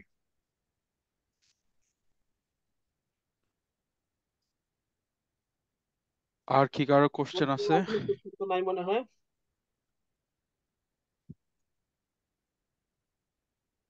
আমার একটা আছে কোশ্চেন, ছোট কোশ্চেন, এটা কি শোনা যায়? জি ভাই, জি হ্যাঁ, ভাই। শোনাচ্ছে শোনাচ্ছে, বলেন ভাই। আচ্ছা ভাইয়া, আমি ধরেন আমাদের আমরা রেগুলার অফিস জব করতেছি, আবার এবিএন এ জিএসটি নাই, কিন্তু এবিএন এ আমরা সাইডে আরেকটা কাজ করতেছি, ঠিক আছে? সেক্ষেত্রে কি আমার ওরকম এবং এটা জিএসটি নাই যেহেতু, সে ইনকামও সেরকম না, কিন্তু সেক্ষেত্রে কি আমার ওই যে কোয়ার্টারলি ট্যাক্স রিটার্ন করতে হবে, নাকি বছর শেষে একটা করলেই হবে? না, সেক্ষেত্রে আপনার যেহেতু এটা সেকেন্ডারি ইনকাম, আপনার হয়তো টার্ন ওভারটা 75,000 এর নিচে হবে। হ্যাঁ, হুম যদি হুম 75,000 এর নিচে হয় সেক্ষেত্রে আপনার ওই যে অ্যাক্টিভিটি স্টেটমেন্ট করার কোনো ইয়া নাই আর কি, এটা বাধ্যবাধকতা নাই, এটা আপনার অপশন। আপনি যদি হুম ইয়ে করেন এটা, এই এনুয়াল আপনি ইয়ে করতে চান তাহলে সে এনুয়ালি করতে পারবেন। আচ্ছা। আদারওয়াইজ এটা, আপনি যদি বলেন যে না আমি কোয়ার্টারলি করতে চাই, হুম আপনি তো রেজিস্ট্রেশনে আপনার তো কোয়ার্টারলি দরকার নেই, এটা আপনার ট্যাক্স রিটার্নের সাথে যাবে আর কি। আচ্ছা আচ্ছা, তো সেক্ষেত্রে আমার অ্যাকাউন্টেন্টের কাছে গিয়ে আমি বলবো যে এই আমার এই ইনকামটা আলাদা, মানে ওটা কি আমার আলাদা করে ইয়ে করতে হবে, না ট্যাক্স আলাদা রিটার্ন একটা করতে হবে আপনার এটা? হিসাব রাখতে হবে আর কি, যেটা হয়তো একটা স্প্রেডশিট মেনটেন করলেন যে এটা হচ্ছে আপনার এডিশনাল ইনকাম এবং এই হুম হচ্ছে আপনার এটা হচ্ছে এডিশনাল এক্সপেন্সেস। হ্যাঁ, আর যেহেতু আপনার ইনকাম হচ্ছে 75,000 এর নিচে, ওটা হুম এটা করতে বলবেন যে এটার জন্য আমার জিএসটি রেজিস্ট্রেশন নাই, বা এটা যেহেতু রিকোয়ারমেন্ট না, তো এটা হুম। ইয়ে করতে পারবেন আর কি, হয়তো আচ্ছা, জাস্ট। একটা একটা সময় আমি জিএসটি উঠাই নিছিলাম ওখান থেকে, ওইটা কোভিড এর সময়। হুম কিন্তু হুম। এর আগে যখন জিএসটি ছিল তখন কিন্তু ওরা আবার কোয়ার্টারলি করছে। হ্যাঁ তার মানে জিনিসটা কি এরকম সবার জন্য, যে নলেজটা আমরা পাচ্ছি এখানে, সেখানে হচ্ছে যে ওই জায়গাগুলোতে আপনার ইয়া করতে হবে, না কোয়ার্টারলি করতে হবে যখন হ্যাঁ জিএসটি আসতেছে? হ্যাঁ, এটা কোয়ার্টারলি, এটা হচ্ছে যদি 75,000 এর নিচে হয় সেটা আপনার অপশন আর কি। আপনি যদি বলেন কোয়ার্টারলি করবো, আপনি কোয়ার্টারলি হুম। করতে পারবেন, আমরা অ্যানুয়াল একটা অপশন আছে। হ্যাঁ, তো এখন যেটা হয়েছে যে মাঝে কোভিড এর পর থেকে যে জিনিসটা হয়েছে সেটা হইতেছে যে মাঝখানে 2-3 বছর ট্যাক্স রিটার্নও করি নেই ওগুলার, ওরাও খবর নেয় না। তো সেক্ষেত্রে আমি কি করবো? আমি আবার গিয়ে ওটার ভিতরে অনলাইনে ঢুকে করে করে ফেলবো একটা নিজে নিজে, হ্যাঁ, এটা এরকম আপনাকে কিছু? অ্যামেন্ড করতে হবে আর কি, এটা আগে আগে যেটা লস করছেন হুম। আপনাকে আবার অ্যামেন্ড করতে হবে আর কি। আচ্ছা ভাইয়া, থ্যাংক ইউ। থ্যাংকস। আমার একটা কোয়েশ্চেন ছিল, কুইকলি। ধরেন আমার যদি আমার নর্মাল জবের সাথে আমার যে এবিএন কিন্তু ইনকাম জিরো, তো আমি কি এটা কন্টিনিউ করতে পারবো? মানে আমি মানে এক্সপেক্টিং দ্যাট হয়তো আমার নেক্সট ইয়ার বা মানে ইয়ার আফটার আমার ইনকাম আসতে পারে, কিন্তু আমি এটা ক্লোজ করতে যাচ্ছি না, এটা কি আমি করতে পারবো? এটা অনেক সময় যেটা করে এটিও, যদি এটা ইনএক্টিভ থাকে, ওরা একটা লেটার পাঠাবে হয়তো বা নোটিফিকেশন পাঠাবে যে এই হুম হুম। লাস্ট 2 বছর বা 3 বছর এটা অ্যাক্টিভিটি নাই, আমরা এটা বন্ধ করে দিব। যদি তুমি অবজেকশন থাকে বলবে যে তুমি ইয়ে করো, আমাদের এই এই এই নাম্বারে কন্ট্যাক্ট করো। তখন আপনি যদি কন্ট্যাক্ট করেন, যে বলবেন যে না আমার এই এটার অ্যাক্টিভিটিসটা এখন বন্ধ, বাট এটা আমার নেক্সট ইয়ারে বা ওই আফটার ফিউ মান্থস আমার এটা থেকে ইনকাম আসবে, তখন এটা ওরা বন্ধ করবে। আচ্ছা ওরা আপনাকে নোটিফাই করবে বন্ধ করার আগে। আচ্ছা, এটিও থেকে নোটিফিকেশন আসবে। হ্যাঁ আ- আচ্ছা, এটা গেল, থ্যাংক ইউ ভাইয়া। আরেকটা কুইক ওয়ান, সেটা মানে ইলাবোরেট করলে হয়তো কুইক হবে না। ক্যাপিটাল গেইন ট্যাক্সে প্রপার্টির মধ্যে যখন আমি তো ধরেন একটা প্রপার্টি আমি 5 বছর রাখলাম এবং আমি 5 বছর আমি ডেপ্রিসিয়েট করলাম প্রপার্টিটা, তো ধর আমি যখন প্রপার্টিটা সেল করলাম, ক্যাপিটাল গেইন ট্যাক্সে কি আমি যে ডেপ্রিসিয়েট যে ভ্যালুটা করছি সেটাও অ্যাড করে কি আপনার, আমি জানি এটা একটা মেনটেন করতে হবে, স্কেজুল মেনটেন করতে হবে, আমি জাস্ট বিগার পিকচারটা বোঝার চেষ্টা করতেছি। তো ওই ডেপ্রিসিয়েশনটাও কি ওই মধ্যে হবে, প্রাইসের মধ্যে মানে অ্যাড হবে সেটা? হ্যাঁ, আহ আপনি যখন এটা কিনলেন প্রপার্টি, সে 500,000 হচ্ছে আপনার যে প্রপার্টির পারচেস প্রাইস। হ্যাঁ, হ্যাঁ তো হ্যাঁ প্রপার্টি হ্যাঁ পারচেস প্রাইস 500,000 এর মধ্যে যখন আপনি শিডিউলটা কিনবেন, তখন ওই শিডিউলের মধ্যে থাকবে সে 50,000 হচ্ছে প্লান্ট এন্ড ইকুইপমেন্ট, সে 200,000 হচ্ছে আপনার এই ক্যাপিটাল ওয়ার্কস। হ্যাঁ, সে তার মানে হ্যাঁ টু হান্ড্রেড হ্যাঁ এন্ড হ্যাঁ। ফিফটি থাউজেন্ড হচ্ছে আপনার construction plus plant and equipment, আর হুম বাকি সে 250,000 হচ্ছে আপনার এটা নন ডিপ্রিসিয়েবল, হ্যাঁ, যেটা হয়তো ল্যান্ড পোর্শনটা আর কি। হুম সে হুম। আপনি over the year say plant and equipment এবং ক্যাপিটাল ওয়ার্কস আপনি সে ডেপ্রিসিয়েশন পে করছেন সে 20,000। হ্যাঁ, 5 বছরে, হ্যাঁ। হ্যাঁ, হ্যাঁ। তার মানে এটা তখন আপনার কস্ট বেসটা রিডিউস হয়ে যাবে 500,000 মাইনাস 20,000। হ্যাঁ, তো তখন কস্ট আচ্ছা বেস আচ্ছা। হবে 480,000 হয়ে যাবে আপনার কস্ট বেস। যদি ও, এটা তখন সেল আমি করেন যখন, হুম, হ্যাঁ বুঝতে যদি পারছি, তখন যদি আমি 630,000 510 সেল এ সেল করেন করি। তখন বাকিটা আপনার ক্যাপিটাল আচ্ছা গেইন। আচ্ছা আচ্ছা, বুঝতে পারছি, থ্যাংক ইউ। মানে ডেপ্রিসিয়েশন বাদে বাকি পুরোটাই আপনার উপর ক্যাপিটাল গেইন ট্যাক্স আসবে। হ্যাঁ, মানে মানে হান্ড্রেড এন্ড টোয়েন্টি যেটা, থাউজেন্ড লেফট ওভার, ওইটা তখন আপনাকে যেহেতু এটা আপনি 1 ইয়ারের উপর হোল্ড করছেন, তো সেক্ষেত্রে 50% ডিসকাউন্ট পাবেন। তো নেট ক্যাপিটাল গেইন হবে 60,000। না সাজিদ, আমার ধারণা ছিল তুই 5 লাখ টাকা দিয়ে প্রপার্টি কিনলি, 5 লাখ, ধর 5 লাখ 10-এ সেল করলি, তুই বেসিক্যালি $10,000 উপরে আমার ধারণা ছিল যে ক্যাপিটাল গেইন মানে ট্যাক্সটা হবে। কিন্তু তুই তো 5 লাখের মধ্যে আবার ডেপ্রিসিয়েট ভ্যালু ধর পার 20, ইয়ার 5,000 হ্যাঁ তো 20,000 করছো, আছে। তো ওই 5,000 4 5 20, তো এই 20টা করে তো বেসিক্যালি তো প্রপার্টি ভ্যালু হলো তাহলে 4,80,000। তুই বেসিক্যালি মানে 30,000-এর উপর ক্লেম করতে হবে, তোর ক্যাপিটাল কারেক্ট, গেইন হয়েছে 30,000। হ্যাঁ কারেক্ট। এটা মানে এই জিনিসটা বেসিক্যালি আমি কস্ট জানতাম না। বেসটা কমে গেল, কস্ট বেসটা কমে যাওয়াতে ক্যাপিটাল হ্যাঁ গেইনটা বেড়ে হ্যাঁ গেছে। হ্যাঁ, এটা একটা মানে ইন্টারেস্টিং ইনফরমেশন। আরেকটা কোয়েশ্চেন ভাইয়া, হয়তো লাস্ট কোয়েশ্চেন। ফ্র্যাঙ্কলিন ক্রেডিটটা যখন আমি ডিভিডেন্ডটা পাচ্ছি, ফ্র্যাঙ্কলিন ক্রেডিটটার মানে মানে যেটা নিয়ে হলো যে কোম্পানিটা অলরেডি ট্যাক্সটা পে করতেছে, তাই না? ইয়েস। জি। আম, আচ্ছা, এখন আমার ধারণা আমি $500 আমি ডিভিডেন্ড পাইছি, সেখানে লেখা আছে স্টেটমেন্টের ফ্র্যাঙ্কলিন ক্রেডিট $200। তো আমার তো বেসিক্যালি ওই $200 উপর ট্যাক্স দিতে হবে না? না, সেটা হবে যে $500 আপনি ক্যাশ পাইছেন, তাই তো? আর এই হ্যাঁ হ্যাঁ 500 এর সাথে 200 হচ্ছে অ্যাটাচড হচ্ছে ফ্র্যাঙ্কিং ক্রেডিট। তার মানে হ্যাঁ। আপনাকে ইনকাম হিসেবে ডিক্লেয়ার করতে হবে 500 প্লাস 200 700। কিন্তু ওই আচ্ছা, যে 200 যে আপনি ফ্র্যাঙ্কিং ক্রেডিট যেটা, সেটা আবার ক্রেডিট হিসেবে যাবে আর কি। হ্যাঁ, তো তখন আপনার ট্যাক্স বুঝতে ক্রেডিট পারছি। 500 আর কি। আচ্ছা তার মানে আচ্ছা। আপনাকে যে এটা ইফেক্টিভলি আপনাকে ওইটার জন্য ট্যাক্সটা দিতে হবে না। আচ্ছা, মানে ফ্র্যাঙ্কলিনের মেইন কনসেপ্টটা হলো যে company have already paid tax on that amount. Yes. আচ্ছা আচ্ছা, ঠিক আছে, থ্যাংক ইউ। আশরাফ ভাই, আমিরুল ভাই, শোনা যাচ্ছে আমাকে? হ্যাঁ হ্যাঁ, আমলদা শোনা যাচ্ছে, কেমন আছেন? হ্যাঁ, আছি ভালো। আশরাফ, কেমন আছো? আছি, ভালো আছি ভাই। Thank you for your time. তোমরা অনেক সময় লেংথি, বেশ ভালো ইউজফুল। আমার একটা কোয়েশন আছে যে আমাদের হয়তো বা অনেকেরই বাংলাদেশে রেন্টাল প্রপার্টি আছে, হ্যাঁ, তো এটা কি আন্ডার দ্য ওভারসিজ ইনকাম, হ্যাঁ, ফরেন ইনকাম হিসাবে শো করে আমরা এখানে ট্যাক্স দিতে পারবো তো না? হ্যাঁ হ্যাঁ। এটা এটা মানে আপনার যখন বাংলাদেশের যখন প্রপার্টি থাকে, এটা ইউজুয়ালি ফরেন ইনকাম হিসেবে আসবে আর কি এটা। আচ্ছা, তো মাই সেকেন্ড কোয়েশন হচ্ছে যে দেন আমার এই ইনকামটা তো আমার ইনকাম ট্যাক্স ফাইলে চলে আসলো, হ্যাঁ, এবং আমি ট্যাক্স দিচ্ছি, এটা আমার ট্যাক্সেবল ইনকাম, হ্যাঁ। তো সেই ক্ষেত্রে কি বাংলাদেশ থেকে আমার সেই রেন্টাল ইনকামটা, যেটা আমি ট্যাক্স অলরেডি পরিশোধ করেছি, আমার ট্যাক্স ফাইলে আছে, ওটা লাগবে। এটা কি লিগাল ওয়েতে কি আনার কোনো ইয়ে আছে, মানে চ্যানেল আছে, বা এটা কি অ্যালাউ করে কিনা? না, এটা অ্যালাউ করে। আপনি যদি মনে করেন যে যদি বাংলাদেশে ট্যাক্স রিটার্ন সাবমিট করেন, হ্যাঁ, আপনি যদি এখানে ট্যাক্স ক্রেডিট আপনি ক্লেম করতে চান, তো সেই ক্ষেত্রে বাংলাদেশের ট্যাক্স রিটার্নের কপিটা লাগবে। সে আপনার বাংলাদেশের রেন্টাল ইনকাম বাংলাদেশি টাকাতে 5 লাখ টাকা, হ্যাঁ, আপনি হুম হুম। এক্সপেন্স, ওখানে এক্সপেন্স আছে 4 লাখ টাকা, তার মানে 1 লাখ টাকা যেটা আপনার নেট ইনকাম যেটা হইলো, আপনি তো ট্যাক্স দিচ্ছেন এটার উপর, তাই না, বাংলাদেশে, তাই না? না, ধরেন যে বাংলাদেশ, আমার তো ট্যাক্স ফাইল নাই এখন, আমি এটা এখানে ইনকাম হিসাবে দেখাতে যাচ্ছি, এখানে ট্যাক্স দিতে যাচ্ছি। তো সেই ক্ষেত্রে তো আপনাকে ওই যে তার এখানে তাহলে ট্যাক্স ক্রেডিটের কোনো ইস্যু, কিন্তু আপনাকে ওই বাংলাদেশের যে ইয়াটা আছে এটার জন্য একটা আপনাকে বাংলাদেশের যে ব্যাংক অ্যাকাউন্ট আছে, আমি রিকমেন্ড করবো যে একটা বাংলাদেশের ব্যাংক অ্যাকাউন্ট আপনি মেনটেন করেন। হ্যাঁ, কারণ অনেক সময় যেটা হয়, আমরা ওই ফরেন যেসব ইনকাম যেগুলো করি, যদি প্রপার্টি রিলেটেড হয়, এটিও অনেক সময় ব্যাংক স্টেটমেন্টটা চায়।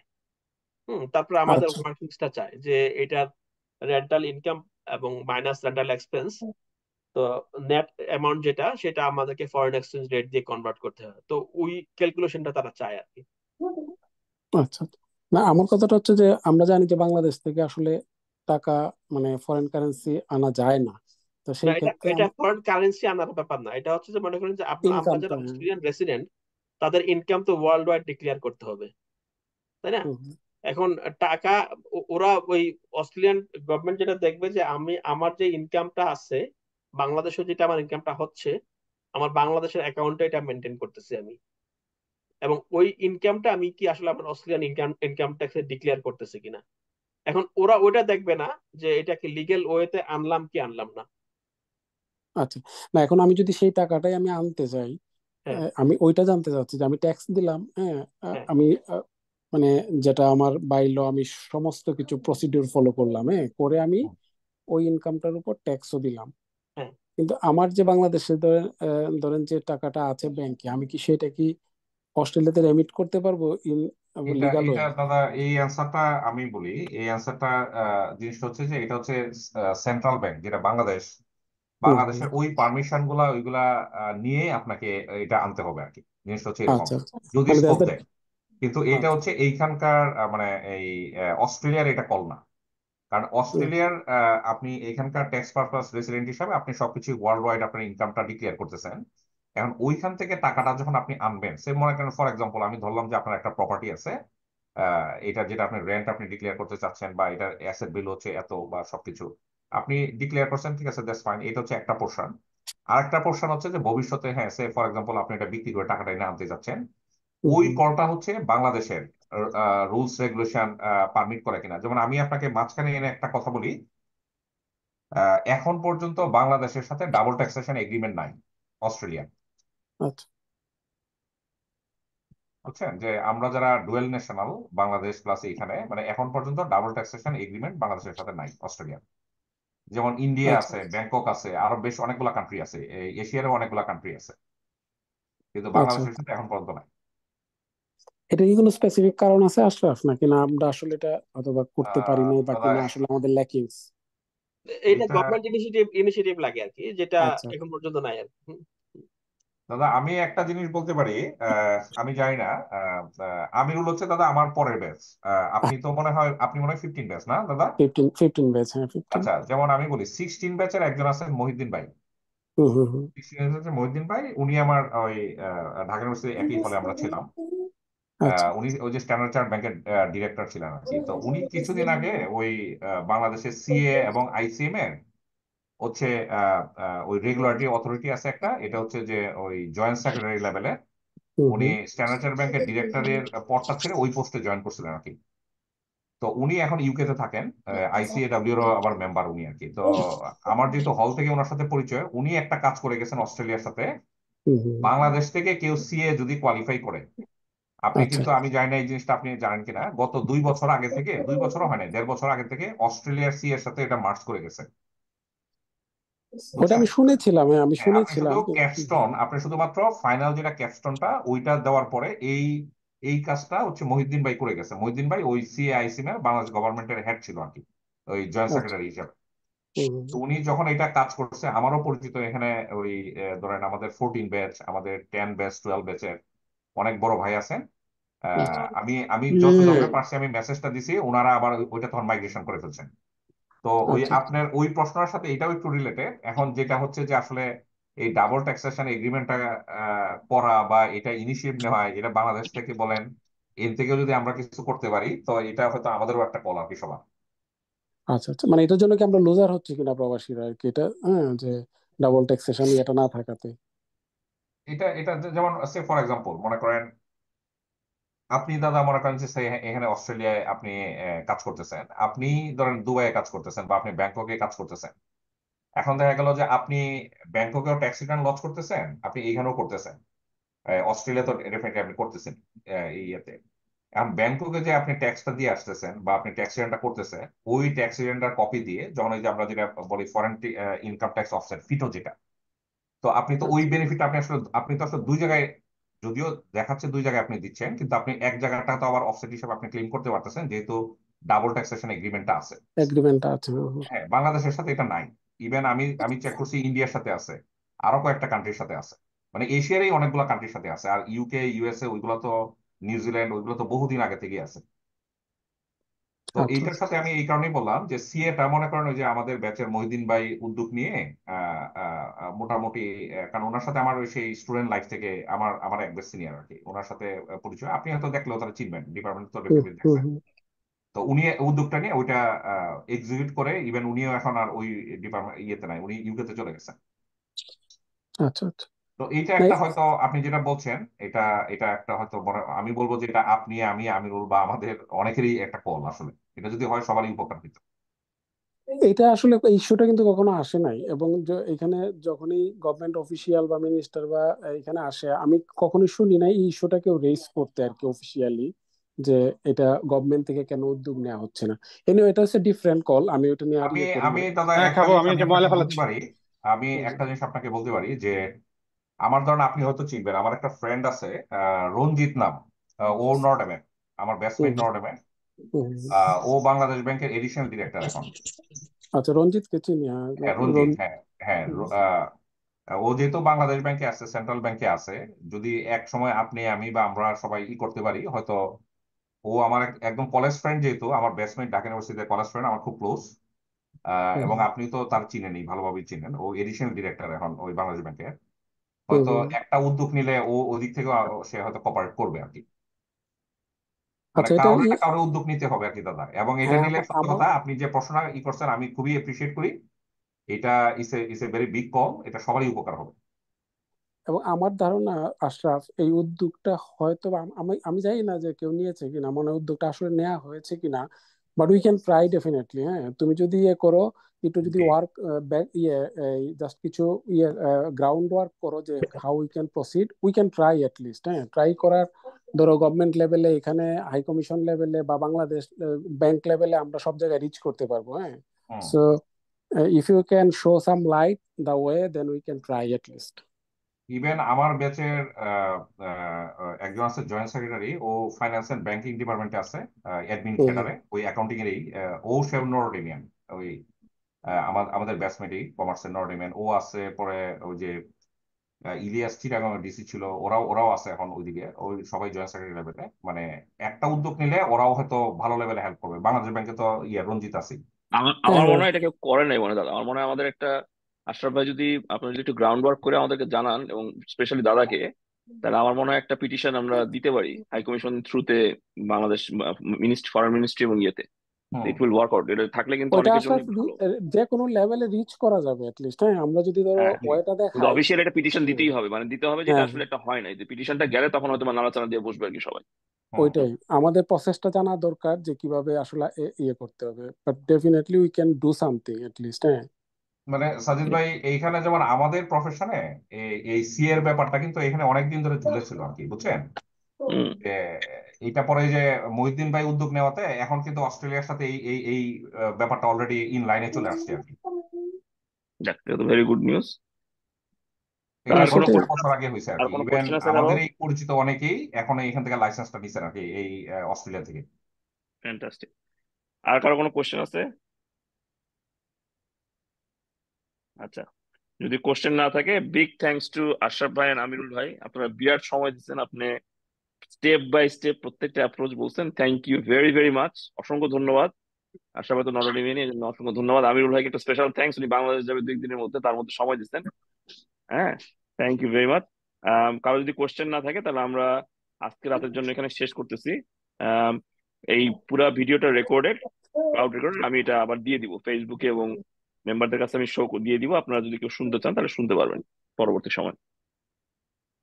Thank you. আর যদি কোনো কোশ্চেন থাকে সেপারেট আমাদেরকে ইমেল করলে আমরা ইনশাআল্লাহ রেসপন্স করার চেষ্টা করবো। আমি আমি ওই ইয়েটার মধ্যে, রেকর্ডিং এ আপনাদের ইমেল অ্যাড্রেস দিয়ে দিব, এক্সপার্ট। হুম। ঠিক আছে, এটা আর আমি আর একটা কথা বলতে চাই, যেটা হচ্ছে ওই সাজিদ ভাইয়ের সাথে আমার যেটা কথা হয়েছিল, যে আজকে তো আমরা ইন্ডিভিজুয়াল প্লাস হচ্ছে মেইনলি ইন্ডিভিজুয়াল এবং হচ্ছে ইনভেস্টমেন্ট প্রপার্টি নিয়ে কথাবার্তা। হয়তো পরবর্তীতে সময় সুযোগ যদি ওইভাবে আসে, হয়তো আমরা আস্তে আস্তে বিভিন্ন স্ট্রাকচারেও ওকে, থ্যাংক ইউ ঠিক আছে ভাইয়া। ভাই, thank you. Thank you thank you. ভাইরা, থ্যাংক ইউ। খুবই খুবই মানে রিসোর্সফুল একটা ডিসকাশন হয়েছে। Thank you. Thank you thank you. Ashraf, thank you Amir ভাই। হ্যাঁ, কথা হবে। Okay, thank good you night. সবাইকে। Okay, Thank you. Good night ভাই, Allah thank you, good Allah night. হাফিজ। That is last number. Can I say something? I won first place 11 times.